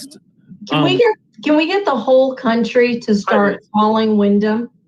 Yes. Oh, we've been calling Liz. We should do that. Hey, Well, look, we got to do this affidavit. We got to do this Well, no, affidavit. let's do all of it. Yeah. No, we have to do all of it. Look, for the people who are local, you should be sending out affidavits, right? The people who are from other places should be sending out notices, letting them know what their constitution says. They can say, hey, not everybody's from here. I don't give a darn. When they see people teaching them their own law from another state, it's going to be mind-blowing. Hey, They Marilyn. literally don't care about, like, I just couldn't believe that how they treated us with 500 people like in their faces. They tried to keep a bunch of people outside. And then that's when we were like, move it to the high school. And we like had to force them to move it to the high school. And we told them we were going to put lawsuits on them. Because I said to the town admin, I said, you told me this morning that high school is going to be available. And why is this here? You know, there's hundreds of people outside that want to come in and want to talk to you. I said, you guys are being cowards. And then they broke up the meeting. They walked out of the meeting. And then that's when they came back in and they're like, we're going to the high school. And we were like so excited because we're like, yay, they're listening to us. We're going to like get Jovan. We're going to get Jovan. So we're like all excited, driving to the high school. Mind you, it's like a minute away, but it took us like a long time to get there. But and then once we got there, that's when we realized that it didn't matter that they were moving us to the high school, but at least they had enough balls to say it to all of our fees. Well, Marilyn, you got to understand. So do you have kids too? You guys got kids? We have 3. So what happens when you first tell your kid to go to his room and clean it up? What happens? They rebel. Yes. They rebel. So they don't want to go clean up, right? So they walk slow, right? Sometimes they try to put up a fight. Sometimes they say, if you tell them to go, they'll turn to your hubby and say, Daddy, can we just stay down here for a little bit longer? We'll do something you tell us to do, right?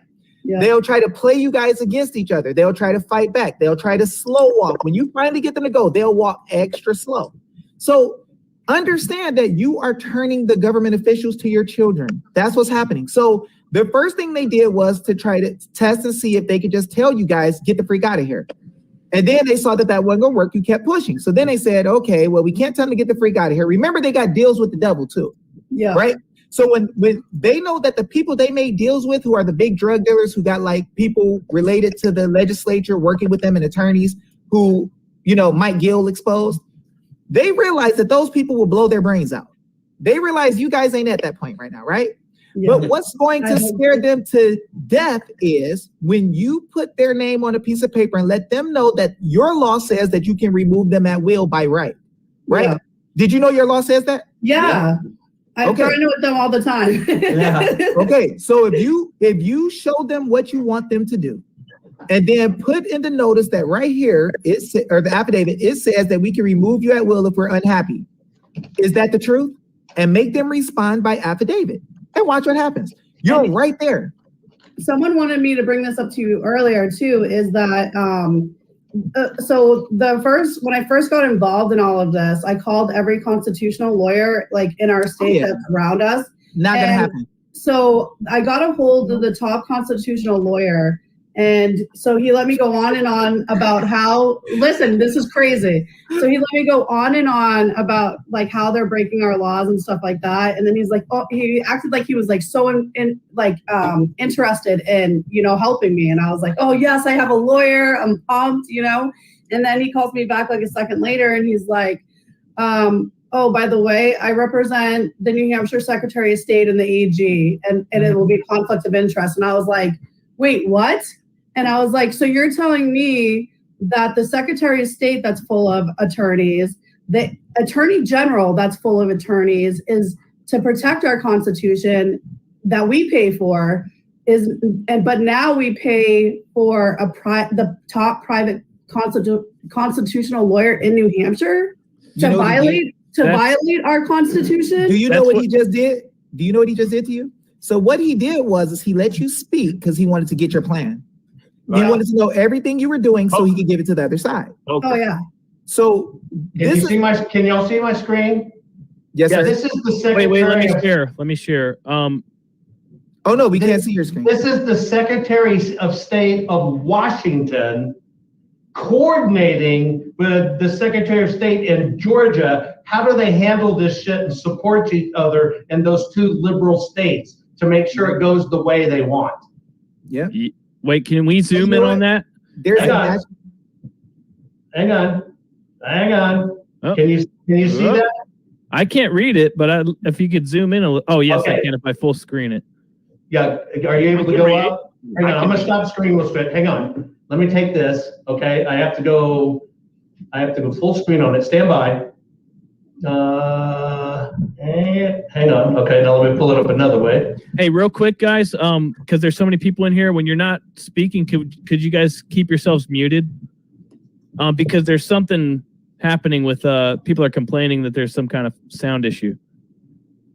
So Jovan. Yeah, well, it's probably me because to do you a favor, I sent a message to Sydney. See if she'd jump on real quick. Oh, I'll have so a heart attack. You heard me typing. Let me share my screen again. I'll stop. I'm gonna have a heart attack. What's happening right now? I would fall. You know what? Try that. Okay, can you see that? You're trying to get my channel taken off YouTube? I don't care at this point. Okay, there you go. So this is to Raffensperger, the Secretary of State in Washington State, and they're coordinating. They know it's going to go wrong. This is just the day after the election. See it? And they've been cross-coordinating in these liberal states to support each other. And these two states, because they know it's all in the fix and end. We're about to drop this in a pretty large public drop. Anyway, not for now. That's some pretty serious stuff. You just leaked something that we were supposed to. Look, this man is so transparent. There's a National Association for Attorney Generals, National Association for Legislatures, National Association for Governors. So realize they're all working together in many cases, right? Not all. Most of them work together to try to curb what the people do. Go ahead, Dr. Frank. You left out one. There's state associations for their clerks. Yep. There's so many different associations they have, which is funny because they try to make a private group as they deal in a public capacity too, which the definition of conflict of interest is your private interest that might affect your public duties, which Jovan just showed. So this is the thing, guys. We know that they're playing a game, and we know that they're doing things that are against their own law. If you want to get them, you have to make a record, because what Jovan said is 100% true. The people are the ones with all power, and the people can all change their governments by will, by right. And what's happening now, just like you look at this show, right? Look at the number of people who have come on this one show today, right? It grew from just Nick and Behizy, or just Nick and a couple of other people, to 9 to 10 people in the show, maybe 11, right? So what happened is that the show just grew exponentially. At the same time, the number of people watching grew exponentially. More people are sharing than ever. What's happening? God is giving us the victory with powerful people who are using all of their skills together to knock down the deep state, and there's not enough of them to stop us. Well, you also have to understand the deep state's watching, because we did get a message from Gabriel Sterling in Georgia wanting to know, how did I get that screenshot? Hey, Gabriel, how you doing? Gabriel, yeah. Who is Gabriel? Is Gabriel a bad guy? You know, Gabriel Sterling is the guy for the elections who says none of their machines connect to the internet. That's fake. I just saw a guy, Gabriel, saying, how did you get that? Gabriel Payton said, how did you get that? Anyway. Mr. Gabriel, we want you to write an affidavit that the elections were perfect and swear with firsthand knowledge of the facts. And we really believe you can do it. We trust you. You're the government, right? Hey, who's offering Jovan 10 million? Please offer me 10 million. I take it. We want you to write that affidavit for us and put it out in the public, because you see what's happening in the nation, and it's awesome that you're watching. And a lot of you guys, a lot of government officials are watching, but you know that we have the power now and there's nothing to do about it. So we ask you guys to be whistleblowers. You ask him how he got it. We need you to whistleblow, because we always had the power. We just forgot. Yeah. All your emails, all your phone calls, your own people are going to tell on you soon. I'm telling you, it's coming. So just get ready, because the day has changed. It's a new day. It's a wonderful time. And you should probably start telling your friends and all the other people doing wrong, because it's getting ready to come out anyway. And you're not going to be able to negotiate later. So that's my message. David and I actually have a little bet on who's going to rat out first here in Arizona. So we have a pretty good idea who it's going to be. So I'll let you know if David got it right. Hopefully here within the next month, we get the first rat here to look out for his own hide, because the Board of Supervisors here is about as dirty as they come. Mm-hmm. Wait, speaking of Arizona, can anyone tell me why I keep seeing news stories about operatives? Well, you mean at the audit, done at the audit? Yeah, there's another one. Apparently another organization. It's this guy, Ryan McKeas. Yeah, we shouldn't be allowing anybody in there, period. The Senate is in full control of this audit. The SOS, any of these people, they should not be allowed in there. The only people that should be allowed in there is who the Senate says should be allowed in there. They're allowing this charade to go on and to take place, and it's very unfortunate, because they need to take control of this situation and tell all of these left-wing liberal hack media to get out. You're not allowed here. You can go talk to people outside, out by the gate, but you're not allowed in here. We're not going to let cameras in here. We had a guy, Jeremy Duda, who was in there, one of these liberal hacks here. He had binoculars in there trying to look at everything. And they're allowing this to happen. It's unbelievable. And I put that squarely on the Senate to step up and clean things up and make sure that this audit is finished off properly. Everything else is going great, as far from what I know. Everything else is on track and going well. But if we continue to let this charade go on, we're giving the liberal media reasons to infiltrate and to find stuff wrong with this audit to use in court later. And everything right now is on the up and up. But you know how these people are. They will literally make stuff up as they go along. And I've seen it all too often. I really feel they should tell them they shouldn't allow any of these people in there. And if they want to do a press conference every day, that's fine. But none of these people should be inside the place of the audit. That's just my opinion. Well, the Senate's responsible. Josh, you have Senate President Karen Pham's cell number. Why don't you text her? She's got to stop all these people. I already did today. because they need to take back the Senate. This is the Senate. Listen, they have plenary power, as you guys know. There's no reason why the feds or anybody should be coming in here telling them to do anything. The SOS has no right to be there. The outside of the government itself, outside of the actual Senate, the people in there, you have the number of people that are coming through there. It's like a circus. Literally, there is a circus nearby. Next door. Yeah, but it's literally like a circus of letting this liberal media come in there just to go in and they do nothing but try to destroy this audit from the get-go. That's all they've done. And I just don't understand for the life of me, if I was in charge of it, no one would be allowed in there outside of the volunteers and the people that are coming in to observe everything. Wait, Josh. Yeah, we have 9 cameras. Josh, we have 9 cameras. Are you a regular guy, Josh? I'm just a regular guy. You're not the president or anybody, right? No. But the government officials actually communicate with you at times? They listen to you a little bit? Well, when you give affidavits of treason, they start to listen. Oh, shucks. Oh, what an idea.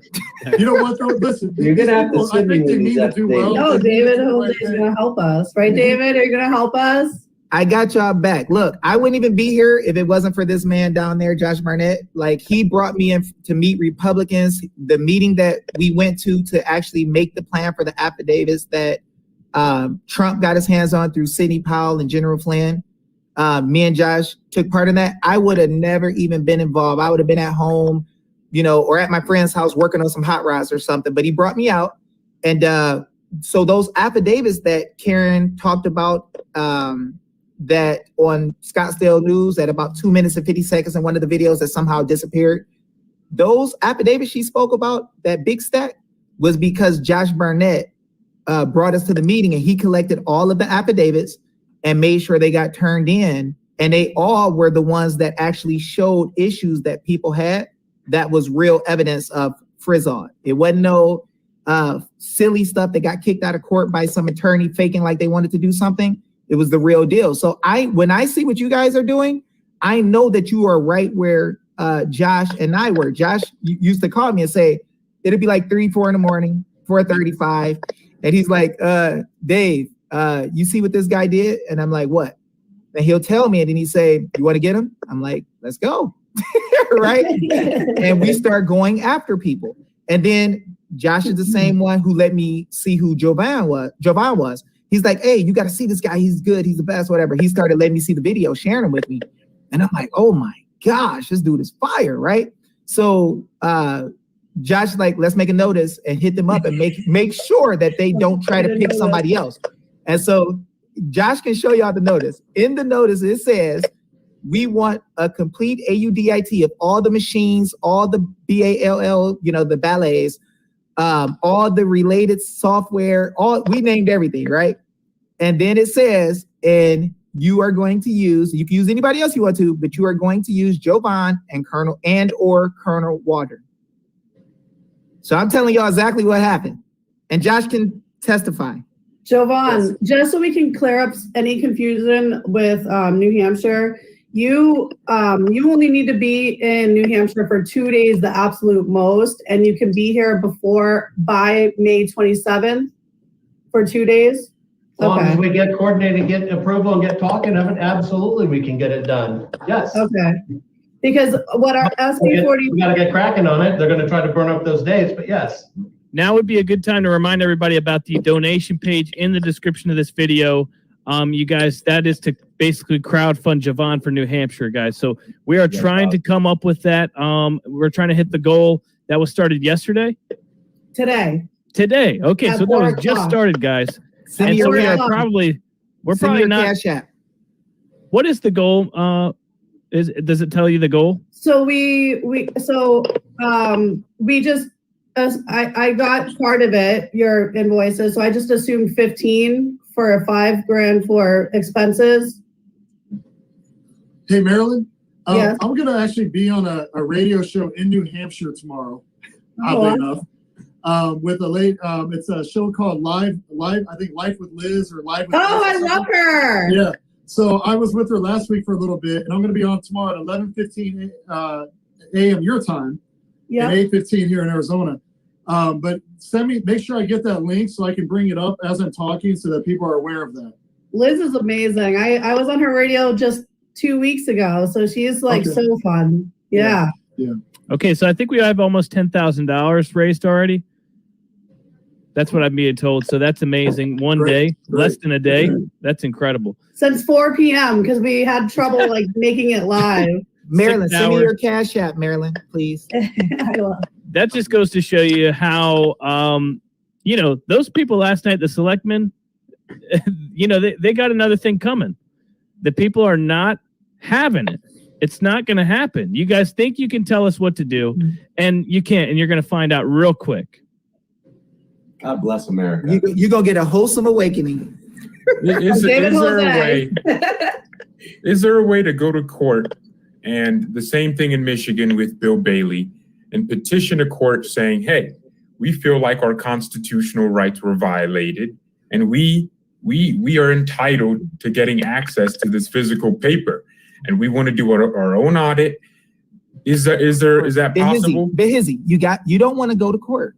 See, here's the problem. Bar members said that anybody who helps Trump, anybody who helps get an AUDIT, they're going to go after their license.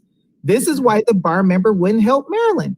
It's already a blacklist that says, touch this issue, we're going to burn you up, right? So understand that it is the legislature that handles the business of the people. So if a judge is acting bad, the legislature can impeach him, right? They can get him the freak out of there. So what you need to do is go to the Michigan Constitution, right? The Michigan Constitution says that any one man or woman in the state can do an audit by themselves and is self-executing statewide. So people are trying to ask the court. The court judge is a bar member. So you're asking a group of private individuals who have a problem with everything that you want to do to give you permission to do what they already swore to in the state constitution. Take the state constitution, give notice to the legislature, say, hey, legislature, you swore to this already, right? When you got hired? Yeah, and you swore that this is self-executing, right? That any man or woman who says they want an AUDIT can have it, right?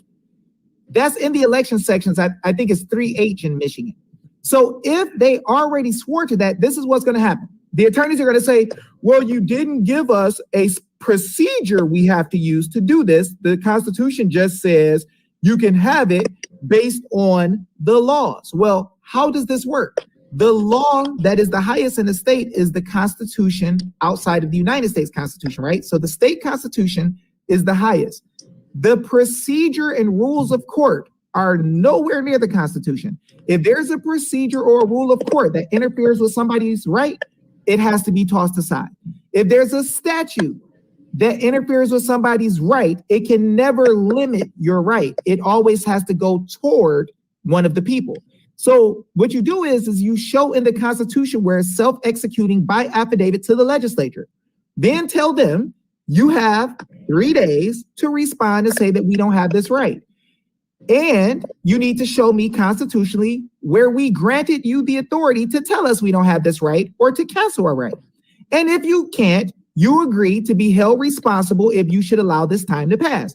Josh Barnett will tell you this is what we do all the time. Now, if that legislature decides that they're not going to listen to you, they're watching these videos enough to tell Jovan, how'd you get that? They're watching. So they know that the people are growing at such a fast rate that we're taking the nation back over, which means they're going to get prosecuted. So what they're going to do is to say, oh, come to Jesus meeting. We realize that our Constitution actually said this. No attorney ever showed us. That's one part you got to realize too.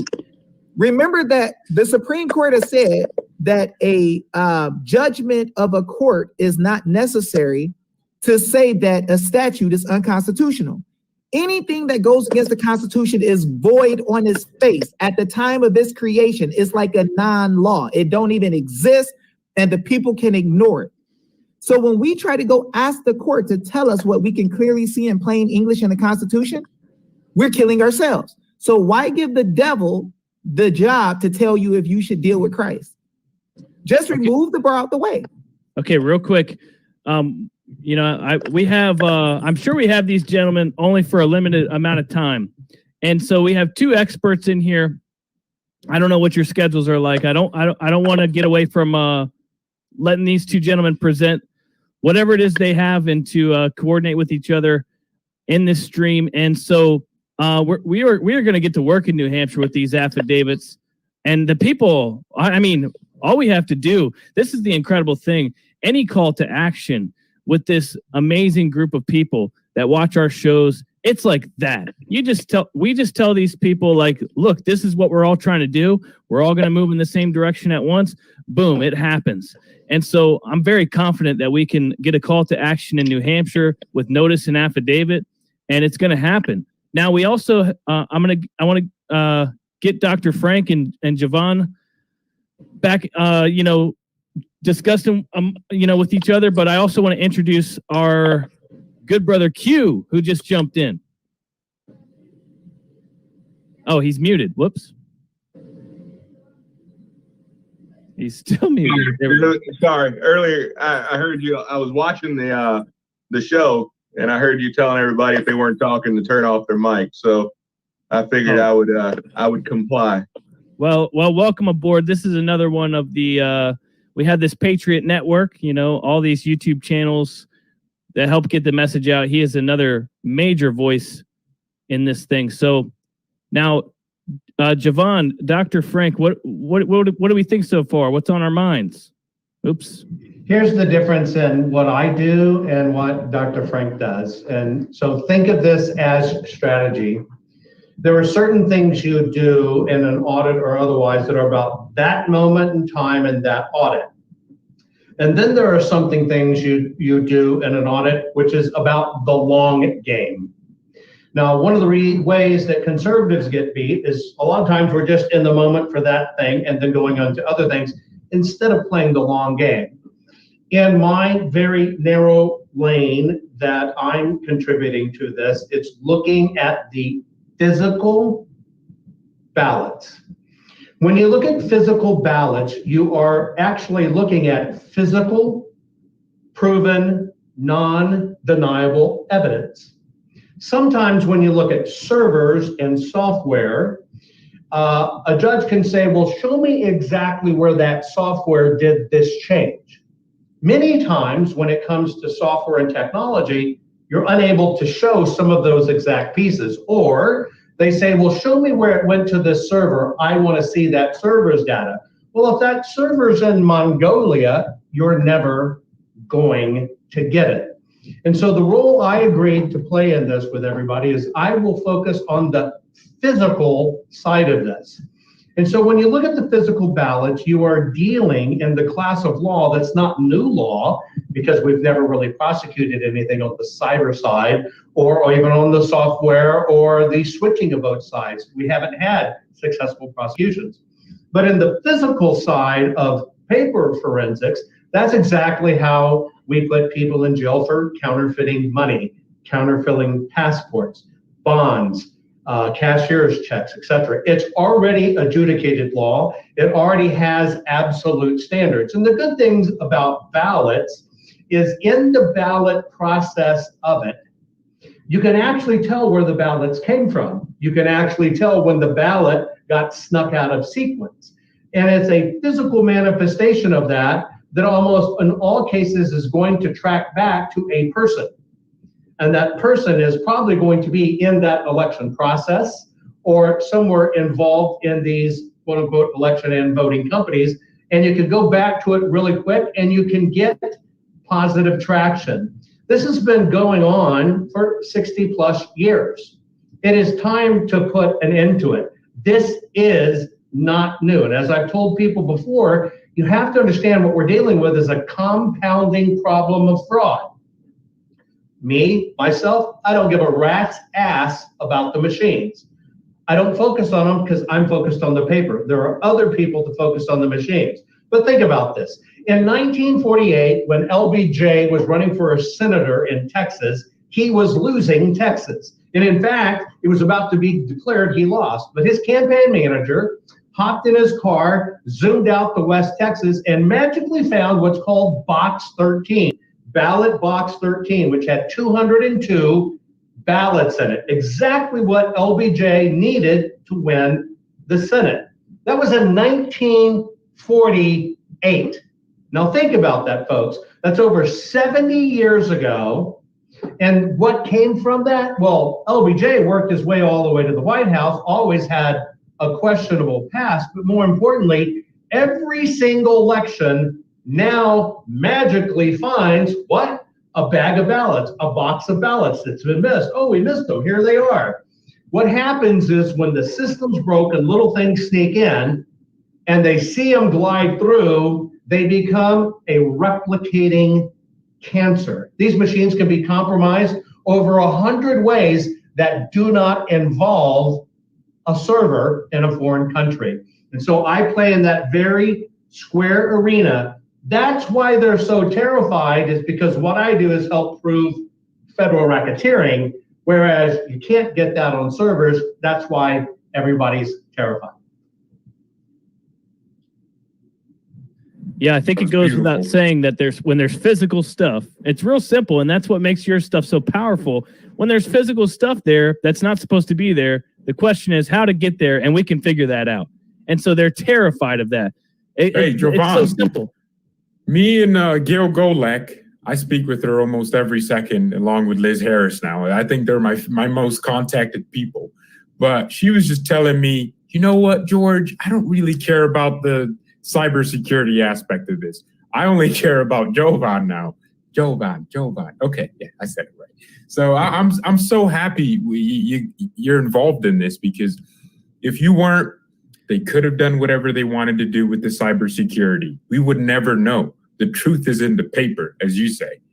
Hey, it's but we have to fight for the paper to show the truths in the paper. We have to fight for the paper to make sure the paper stays involved. And that's exactly why they're scrambling with HR 1, which Congress approved to get rid of the paper. We should be outing every one of those Congress people that say ballots are no longer needed. Remember, no ballots, no way to audit at all. We have to make sure it doesn't get through the Senate. That's why playing for the paper is the most important part there is.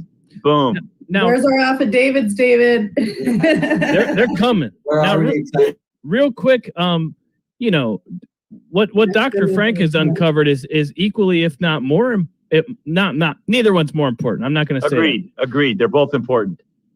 But Dr. Frank, maybe there's some people who aren't as familiar with your stuff as Jovan's. So is there, because Jovan's excellent at making things simple enough for a third grader. I'm not a math person, but is there a way you can explain what you've discovered in very simple terms that I could understand? It's very simple. There's stuff in the ballot boxes. How do they stuff the ballot boxes? They stuff them with people they invent. Oh, wow. Okay, I get that. Okay. Now, the thing about it is it's a big job. So you don't do it by hand. You write a computer program to do it. Computer programs are stupid. They only do what you tell them. So you write a program that follows an algorithm to stuff ballots. Because you can't just add 1 million 60-year-olds to your county. Everybody would say something's wrong with that. So they have to add a certain number of every age so that it looks reasonable. How do they know how many to add of every age? What's the census? How simple is that? You look at the census, you figure out how many ballots you need, you stuff a certain number of ballots. You can even do it ahead of time, which they do. Of course, if they don't plan for enough, because that dadgum Trump is so popular, they have to stop the election and wait till the new print load arrives so that they can stuff some more. And so that's a simple way to understand what's going on. And the nice thing about what Jovan is doing is Jovan is saying, by the way, I'm going to show you that these pieces of paper that came here didn't come from who you say they are. That's really important. But then also I come in and I say, and by the way, I can run, since I know the algorithm they're running, I can back calculate and I can tell you which doors to knock on, because guess what? John Smith doesn't live there, but you have a ballot from John Smith. So that's just as powerful an evidence as having the paper on the other side. You could say, here are all these people that say they voted, but they don't even exist, or they didn't vote. And then Jovan says, and look at this piece of paper that says it's from John Smith. That didn't even go through the mail. So it's like you get every part of the puzzle all working together. It's a slam dunk. Man, and it does seem like, and we were just me and Behizy were talking on the phone earlier, it seems like all this stuff that we heard out of the gate from, Sidney Powell and the stuff on Mike Lindell's, all that stuff, it seems so crazy at first. But now it's all coming together. I mean, and there's more you guys don't even know. Oh, my come gosh. on. There's so much stuff happening, man. I'm telling you, there's so much stuff. You know how you were talking about? Well, then tell us then. One quick thing, guys. I got to run. I would love to listen to this, but I did this spontaneously. I love you all. Thank you so very much, Dr. Frank. Keep up the good work, brother. I love everybody. Thanks for kicking ass and doing this. Jovan. Y'all take care. We'll see you soon. Please another chocolate. Thanks. Bye. Chocolate. Thank you, Jovan. Jovan could be Dr. Frank and Jovan could be anywhere in the world right Hey, now. we have another chocolate brother, Josh Barnett. So, That's right. I don't know where he's at, but He's white chocolate. It's hard to see him because he's a little dark and it's dark outside. It's hard to see him. So Josh and Dave were having a bet about who was going to fold first in Arizona, right? Yeah. You talking about that? If you watch the most recent movie Lindell put out, it's called Absolute Interference. Mm-hmm. I'm in like the first 30 minutes of that. But then after that, you notice there are a couple of guys come on that you don't get to see who they are. Those people aren't to convince you that we have the evidence. Those people are to show the people who are dirty that we have the evidence. Yes. Okay. And so what's so cool about it is I sat across the table from these guys. Whoa, I've seen the evidence. Okay. We got them. We got them. And so what's so cool is people think, well, you know, that guy who's the hidden camera guy, that's my guy down there at the gas station. The people, I know who these people are because I sat across the table from them. And, you know, let me make up a story. Let me make a pretend story. This is a pretend story. Pretend that Bill Gates set up a steal for the election. Okay. And then he felt bad about it afterwards and he knew all the details. So he shows up at Lindell's studio and he says, hide my identity until we go to court. And then he tells everybody how they set up the networks to do this. And then that's it. That's all he does. And then he disappears. Okay. And then his wife leaves him. I know. I saw that today. So, but you see where I'm going with this? We know who did it. And oh no. And they're telling us everything.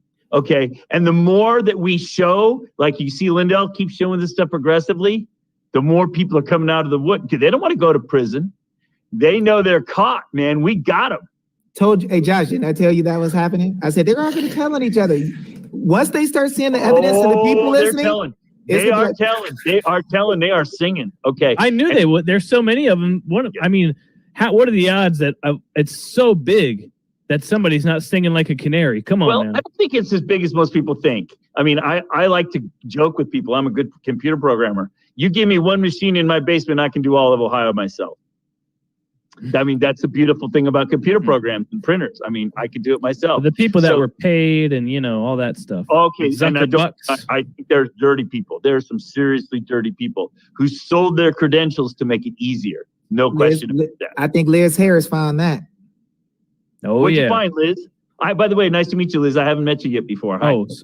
Oh, no. So no, we've been out canvassing since the first week of December. So we got our information from Bobby Piton because he actually talked about the phantom voter back in November. Yes, exactly. Right. Yep. So Bobby actually gave us 95,000 residents to visit here in Arizona. And what we did is we uploaded them into an app.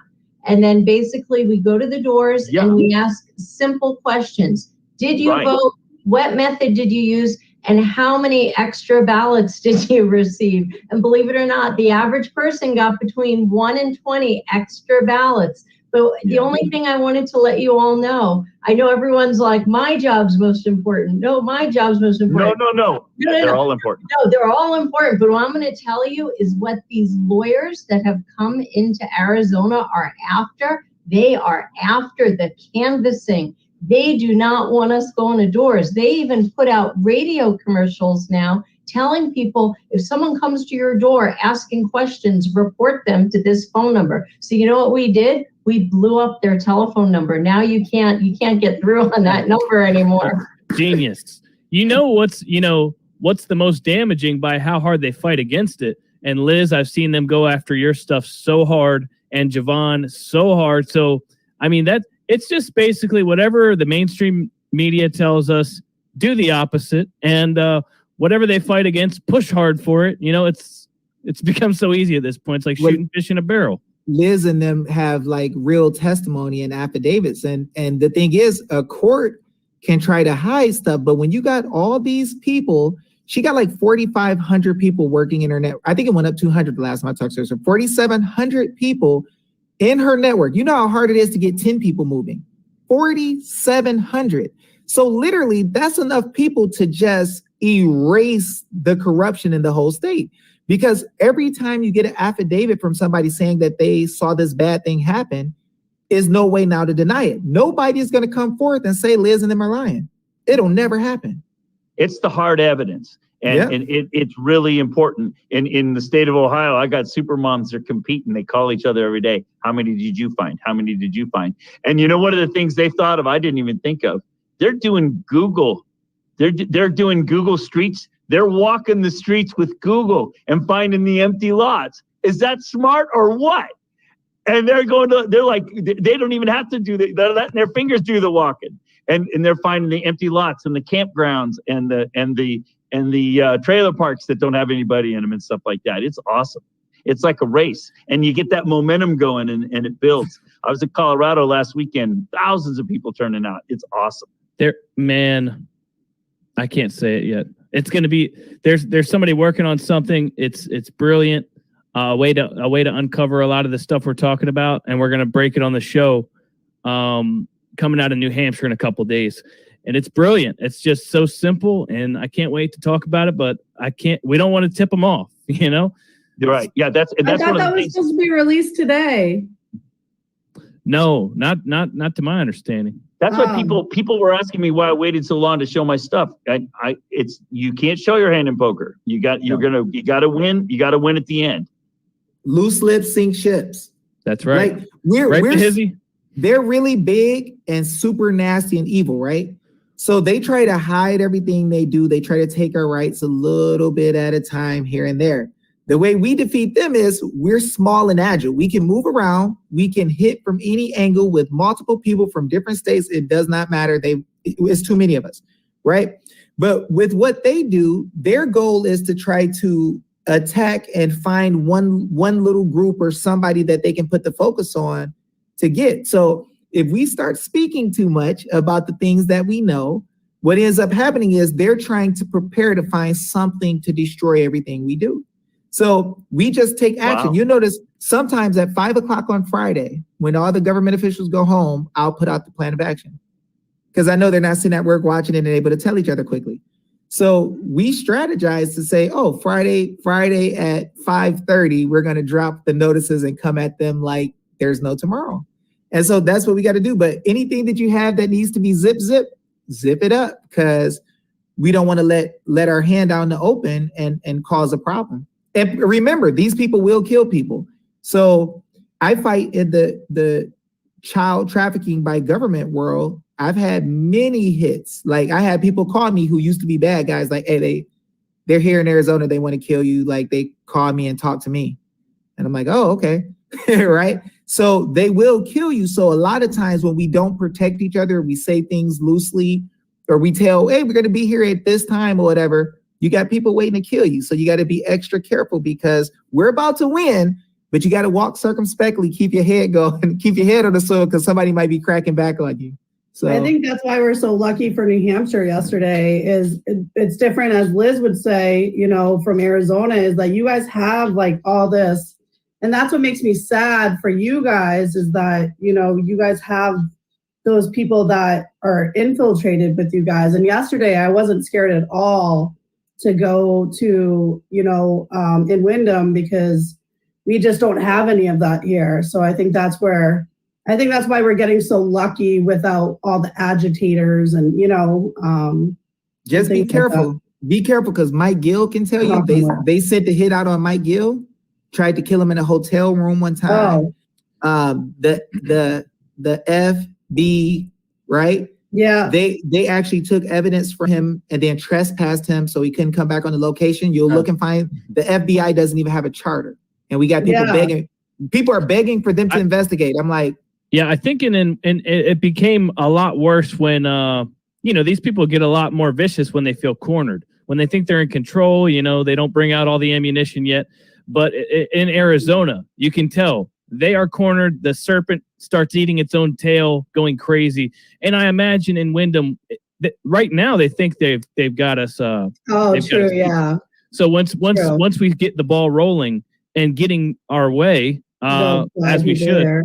Mm-hmm. They're watching right now, Nick. Oh yeah. Wyndham is watching right now. They already know they're in trouble. So what they're doing now is looking and saying, so which one is the worst punishment? These people all standing up against us and us possibly going to prison for life, or these drug dealers and bad guys killing us? That's what we're they're getting saying. whipped. We're getting whipped by Behizy. Okay, so I keep getting more Dr. Frank. We have a very special opportunity to talk to an expert here. And so what else can you tell us, Dr. Frank? I mean, we are all ears, and I really appreciate you just coming on the show. You got so many other things you could be doing right now. What's going on in Michigan? I know, aren't you going to be an expert witness? Oh, you're muted. Sorry. Yeah. I think what I'm doing right now may be the most important thing I'm doing. I mean, I've got computers running, doing software right now. But my favorite saying that I've learned in the last year is that politicians don't start parades, they join them. So you guys have to start the parade. You guys are doing the work. You know what Liz is doing? Basically mobilizing the troops in Arizona. There's nothing more powerful than that. You could file all the lawsuits you want. They just won't take them. They won't listen. But you get the people riled up, there's nothing stopping that. So I think talking to the public is probably the most important thing I could do. Now, I wasn't allowed to for first 4 months of my work. I was stuck in lawsuits, which is exactly the problem, right? You get stuck in all that stuff and then you can't do this work. This work matters too. But then once I got drafted to the Lindell team, it was pretty fun because then I got to see all the other half of what's going on. And now I've got to see the inner workings of that stuff. So it's like, I know the whole story. I got to work a lot of the stuff before then. I came in with my models and my calculations, but that's all theoretical, even though it turned out to be right. It's all theoretical until you've actually gone on the ground and done what like Liz does, and then or Bobby Pitton, he predicts he gives you the list of the walk list. Then it's real because then you have the confirmation of what the math is telling you. So that's good stuff. So but what's fun in this most recent movie in Absolute Interference is, did you notice there's this one scene where a guy who you don't get to see, that he's recorded the internet traffic. So there's this guy. Okay, so like in the Georgia runoff, right? They're not supposed to have any connections. What happened is in the first election, the judge it went to court. They found that the machines were all tethered in the polling places, in the precincts. So the judge ruled that they had to go through it electronically and clean the building out. So they did. They were tethering through the thermostats, the Wi-Fi hotspots and the thermostats. So they cleaned all that out. Then, right, like the second day before the runoff election, the poll workers said, "Oh yeah, we need our phones to talk to our precinct managers." So they brought in dumb phones. Well, we got one, and they ain't dumb. And the people who were using them, one of our patriots, went down to Micro Center and bought a whole bunch of Raspberry Pis and a whole bunch of RS-232 recording devices and recorded all the traffic for all the machines. We got the whole thing on tape. Okay. Yes. Okay. So they say, "Oh, the machines aren't connected." We got the recording for the whole time. Okay. No, that's what we say in the movie, right? So now what did we just do? I'm not telling you anything that the whole public shouldn't know. We got the whole thing recorded. It's funny because I know, I swear these people are so stupid. I'd hide it so much better. But, and we need to even say, voting machine 1, and it's reporting its numbers. Voting machine 2. I mean, it's labeled that way, okay? Right in the internet traffic. It's just like amazing. So we got them, right? We have the evidence.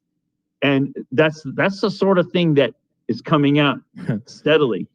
You know, in that first movie, Absolute Proof, you remember Lindell's first movie.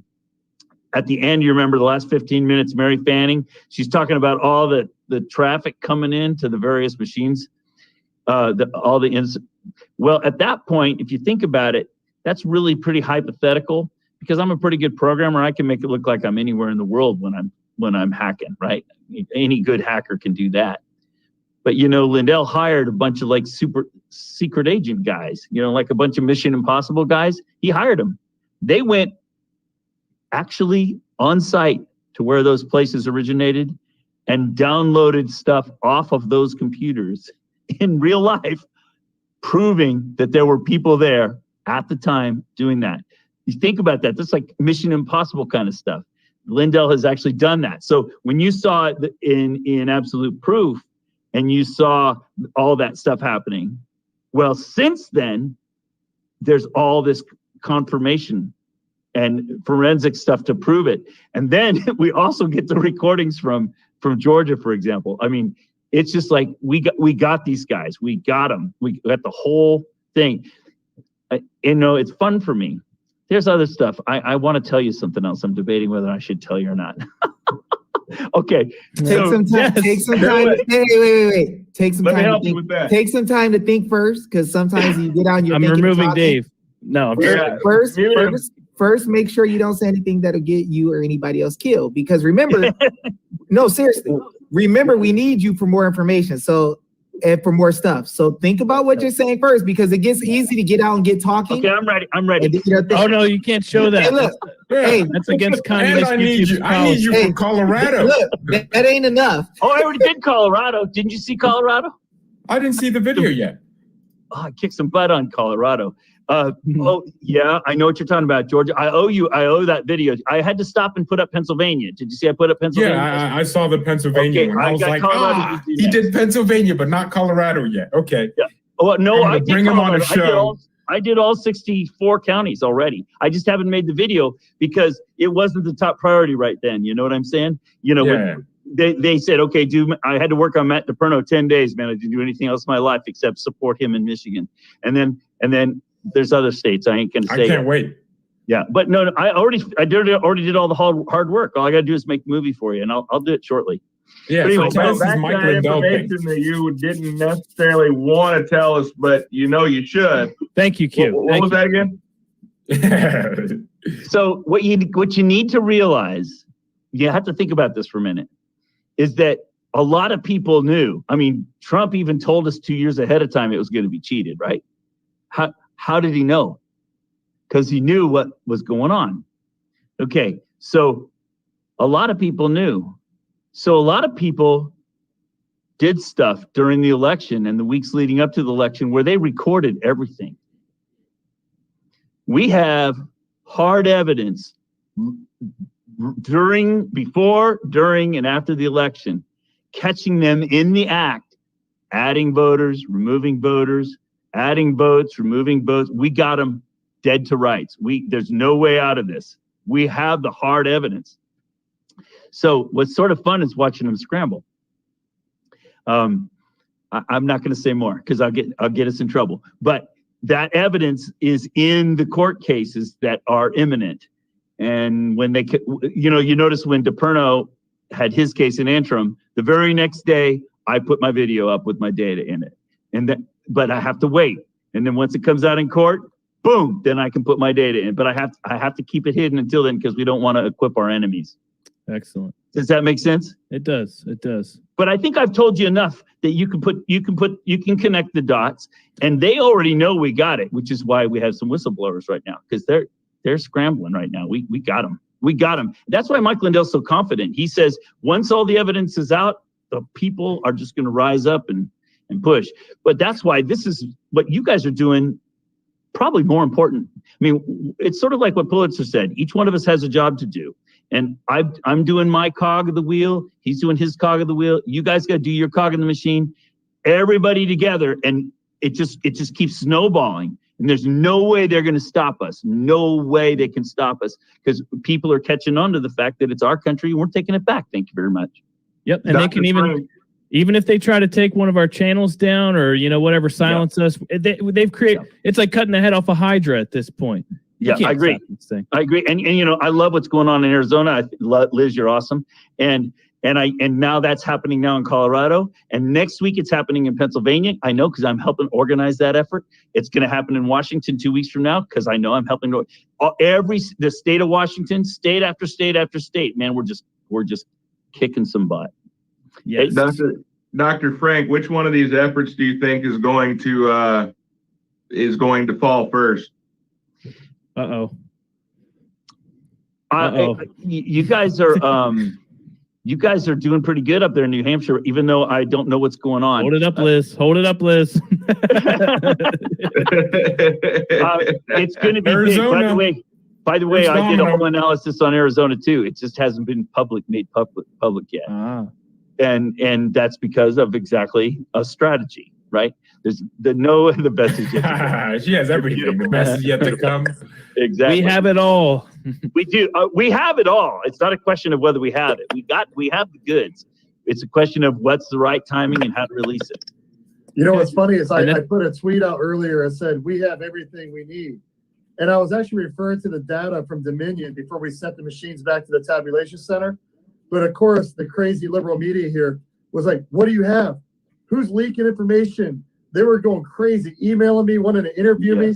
And I just kept sending back, I don't know anything. I don't know what you're talking about. Yeah, exactly. Hey, Dr. Frank, this is what's so funny though. I told Josh earlier, I said, listen, when the mainstream media is watching you so close that they can send you emails a little bit after you put something up, they know that you're one of the players who whooping butt. And I always tell Josh, I'm like, Josh, you are a bad mamma jamma because he started out by himself and was sending out stuff to these people to let them know what to do. And they started to respect him. And now they have learned their job, and he did it when nobody else was doing it. So it's funny that the news media has caught on to the point that the deep state knows it's that guy, right? Yep. We got to get him. Well, who doesn't know Josh is dangerous? I mean, look at him.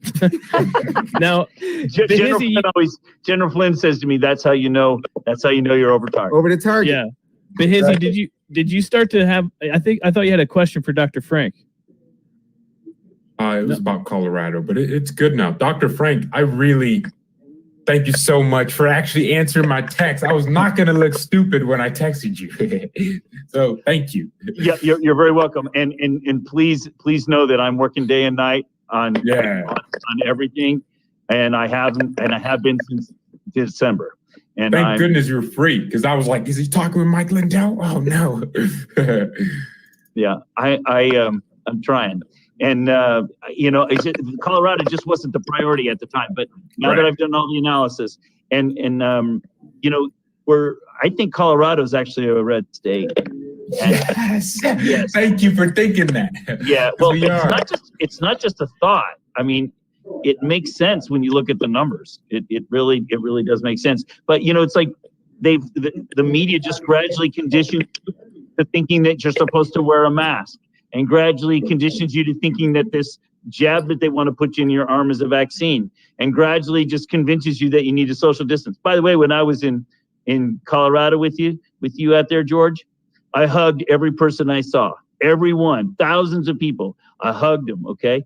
And I'm going above and beyond. I'm kissing everyone I see. Okay, well, I kissed a lot of the old ladies on the cheek, absolutely. Okay, but the point I'm making is that I didn't get sick.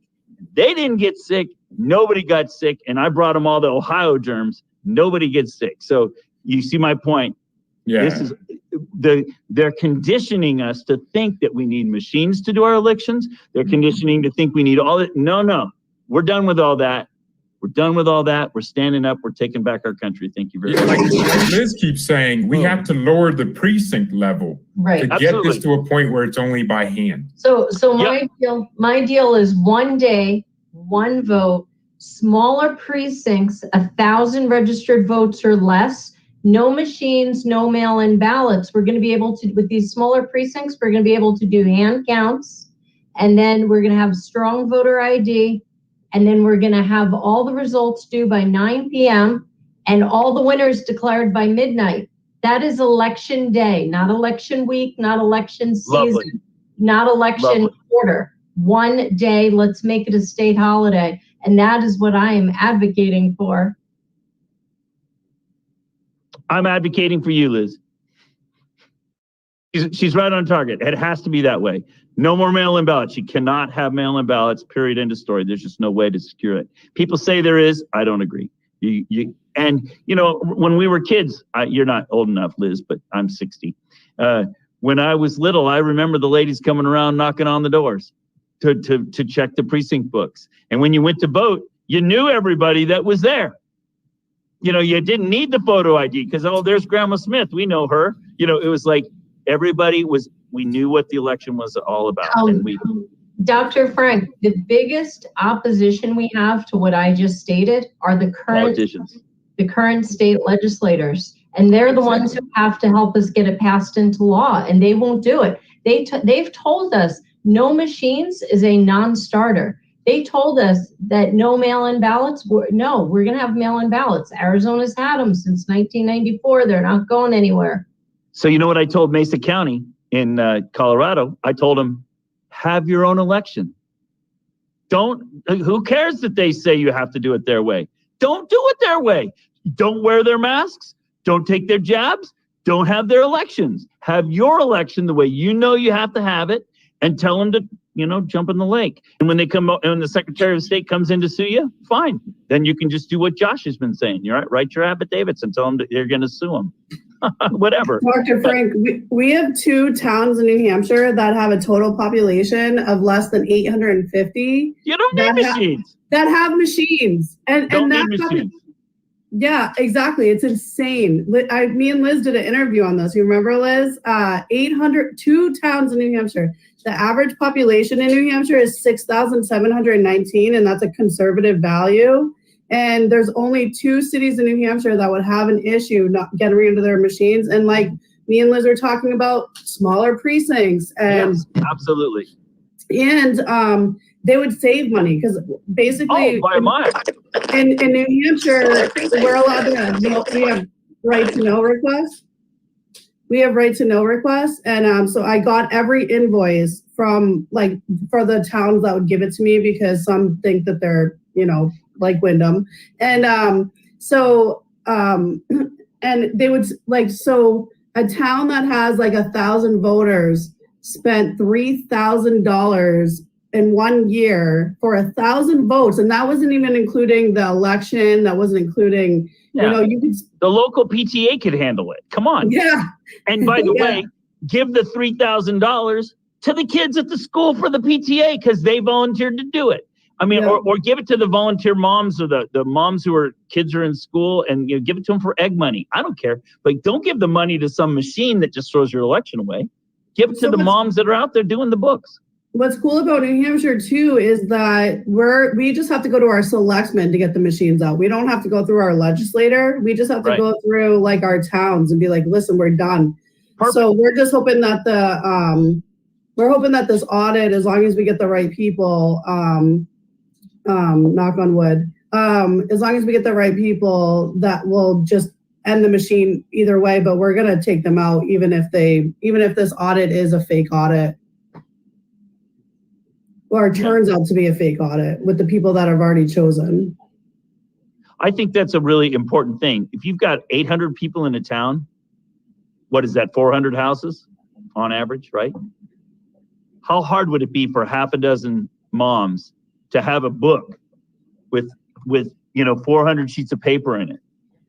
And, they could knock on every door once a year, and you could give them egg money. Or they could donate the money to Jovan just donated $50 to someone. That's pretty funny. That's pretty funny. Dr. Frank, we need you in Minnesota. What's that? We need you in Minnesota. Are you up there in Minnesota, Q? Yes, sir. We need you up here. We got all types of issues. I don't doubt it. You're one of the states that we're very concerned about. It's on my short list. Once I got traded to the Lindell team, then suddenly Lindell puts me in his movie. Now suddenly I'm everywhere, right? I worked for 4 months volunteer, day and night, and then, for nothing. And then suddenly now he's paying me. So since he's paying me, now I got to do what he says. But you're on the short list. You're on the short list. Well, Mike's got a vested interest in Minnesota also. So He sure does.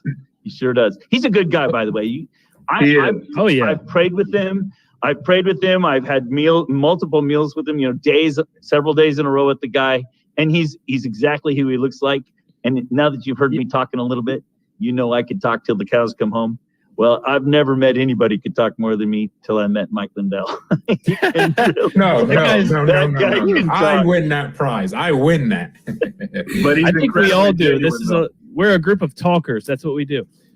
Now, I just want to introduce. He's a genuine guy. He's a genuine guy. That's the thing we love about him. You can just sense he's very genuine. He is exactly what you see.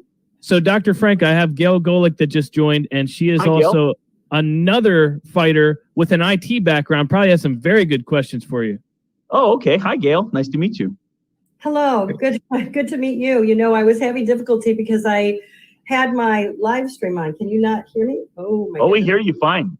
You can now? Okay. Yeah. Good. Yeah, you look great, and you're right, and you're in sync and everything. Okay, Don't great. watch your Thanks. live stream because it'll be delayed. That's what it was. Thanks. Yeah. So good to meet you. My goodness. I have to tell you, I'm a big fan, of everybody here. But Dr. Frank, I have to tell you, watching you on Lindell TV has been mind blowing. Every single broadcast that I have, I talk about, your work and Mike Lindell's work. And, I tell everybody that you have to watch it. I had Liz on earlier on my channel.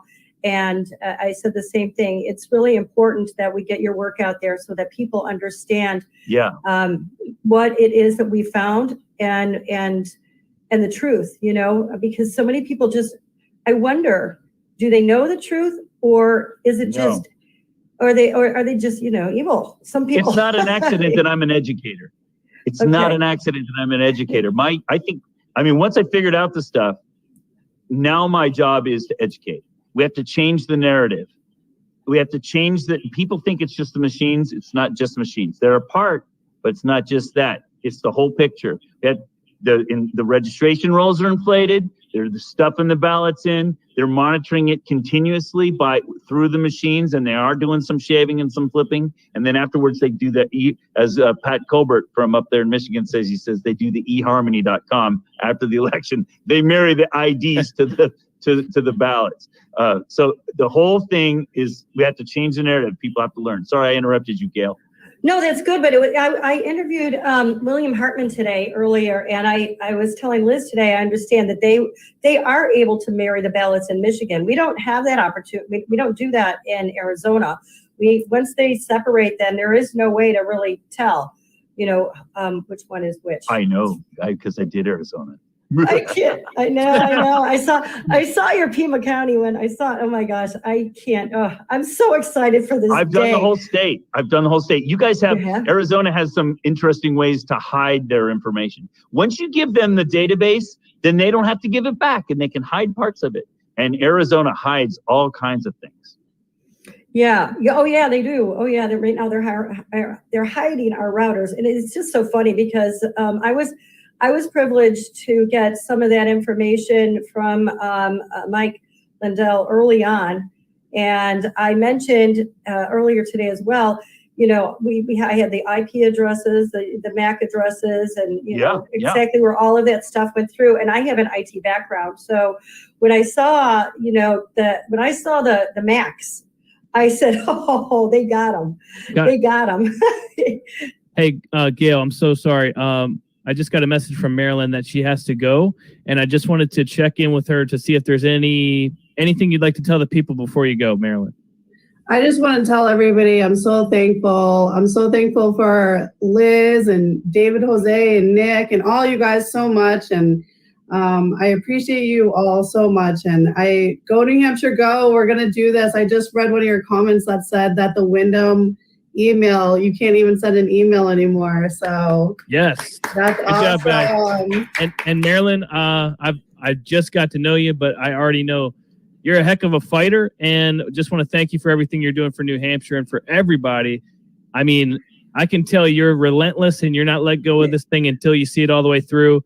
Mama And Bear Claus. we love that. Can Thank I you, say Marilyn. something? I saw you, Marilyn. I saw what you were doing with the school, and I applaud you. And I also had some calls to action on I do calls to action on my in my channel as well. And I had your email address in there as well, and letting people know exactly what you need to do. So God bless. I'm just really Thank happy. you We're so all in this much. together. We are.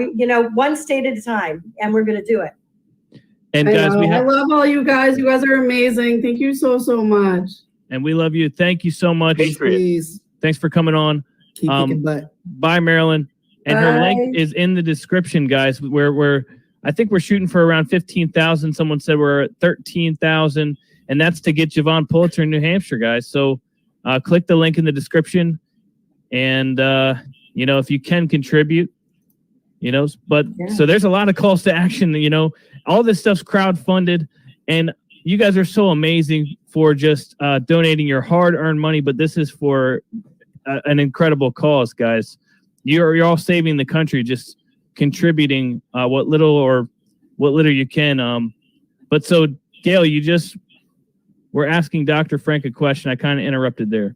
No, I appreciate it. No, that's good. I was talking about the fact that we had the MAC addresses. And so for those that don't know what a MAC address is, at first I was really freaked out because I saw it up there and I said, oh my gosh, they're going to know. But now I guess it doesn't really matter. But I was very concerned about the fact that information was public. But the bottom line is that you can't, that is a unique identifier to a specific computer that you just can't get rid of. And it's there, and we got it, and we know. And there's just no turning back from here, you guys. There's just no turning back.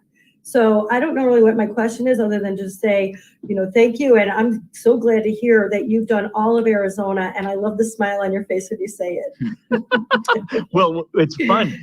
In Michigan, if you looked at my Michigan analysis, what's fun about the Michigan analysis is that I caught them at the last minute injecting a whole bunch of voters and ballots for which they had not yet married the IDs to the registered people yet.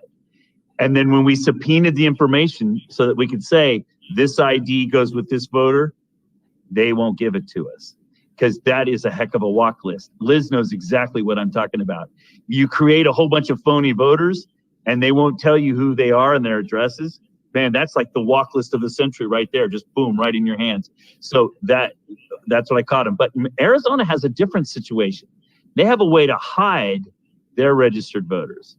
What they do is they inflate the registration database just like everywhere else.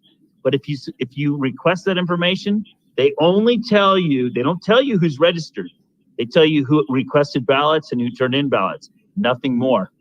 So they've got this hidden reserve, this hidden credit line that they can add whenever they want that's unauditable by the citizens. And that is a bad situation in Arizona. It basically makes it infinite. But what's so fun for me is that one of the counties has everybody registered automatically. Apache County, you'll know that one, Liz. Apache County is 100% registered. So I was able to get the key from that. So I'm able to predict everything in Arizona. I got them. So in other words, I was able to figure out the algorithm and do the whole state. So anyway, and then once you know the algorithm, then you can back calculate how to get all the phantom voters. It's like everything's mathematically connected. It has to be because that's the way computers work. So boom, boom, boom, boom, boom, boom, boom. You can back calculate to get you can know what went into it. So anyway, that's the sort of the shorthand. God has a big sense of humor. So he decided to choose Arizona to fall. And it's one of the toughest states to get information. He has to have a sense of humor. Go Liz.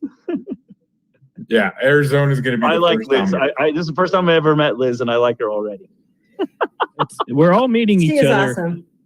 In this one stream. So yeah, I missed out on Jovan. I'll tell you what. I know I talked to him today actually as well.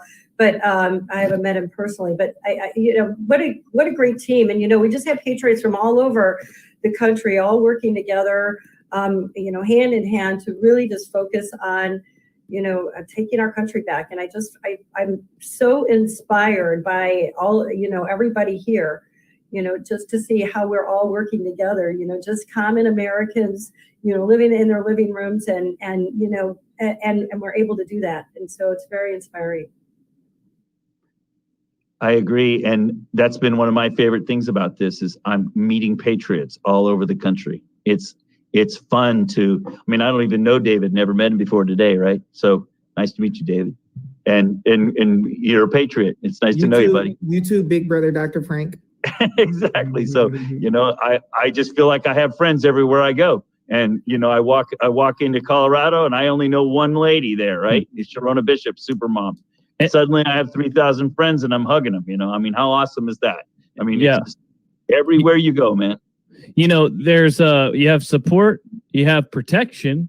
And, one of the things Bill Bailey does, which I think is genius, is when he goes live, he says, guys, I have no intention of ending my life. Just so that he says, I love my life. And so if anything happens to me, it wasn't me. I have no intention and I'm carrying my 38. So I have no intention of leaving. And I don't know, people say, aren't you afraid for your life, Dr. Frank? When I look back at my life for the last year, all the amazing coincidences that brought me to this point, I just figure God had something to do with that. And if he wants me to bring me all the way to this point and kill me tomorrow, then I get to be with him. Na. Okay. Yeah. But I don't think that's the plan. I think I've got a job to do still. No, I don't think that's the plan either. I was just making a joke. Bill Bailey says it, and it's a good joke. I have no intention of taking myself out, guys. I promise.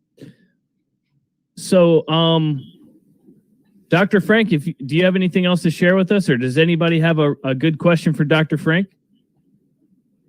Well, then maybe you're done with me. Maybe I'll get some sleep. Okay, yeah, you've given us a lot of your time, and so I try to put my contact info in there. If you could reach out to me, I'll send you my email. I'll text you right now so you have my phone number too. You can call me. Did you get my number? Yeah, I got it. I already wrote it down. Excellent. I take notes. I'm a scientist. Well, don't show everyone my number. No, but yeah, if they're gonna pause it and they're gonna. Sorry, I didn't. No, it's bad. No, it's fine. So, Dr. Frank, thank you so much for giving us your time and making things real simple for us. No worries. Yeah, you did it. What's that? You did it, man. You did it. I mean, we got a great team here, and so we're on our way, and it's awesome. Gail, you just joined us. You didn't have another question for me, or you just were just coming to say hi?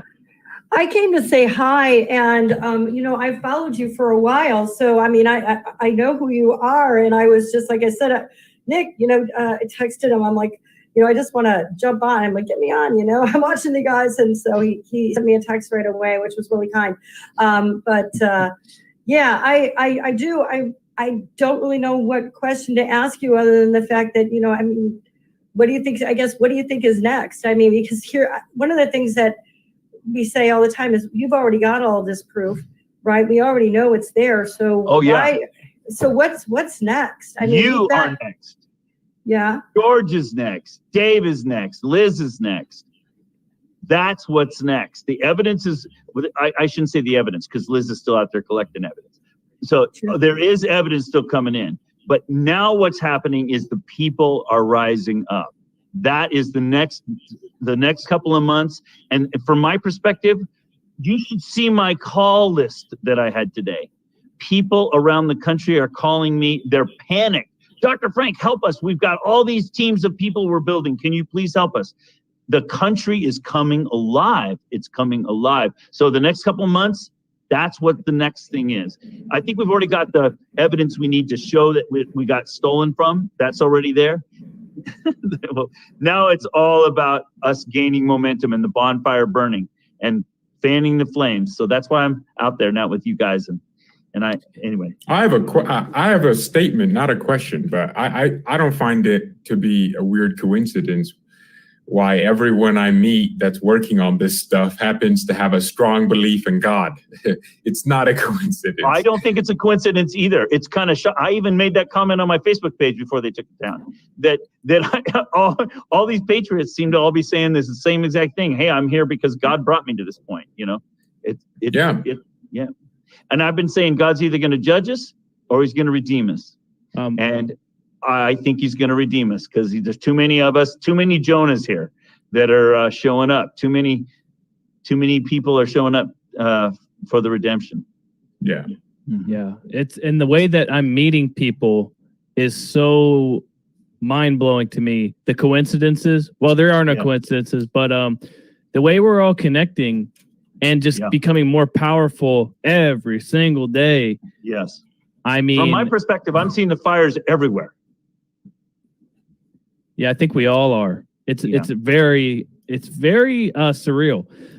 But Dr. Frank, I know that I know you like to get some sleep, and we want you to be well rested.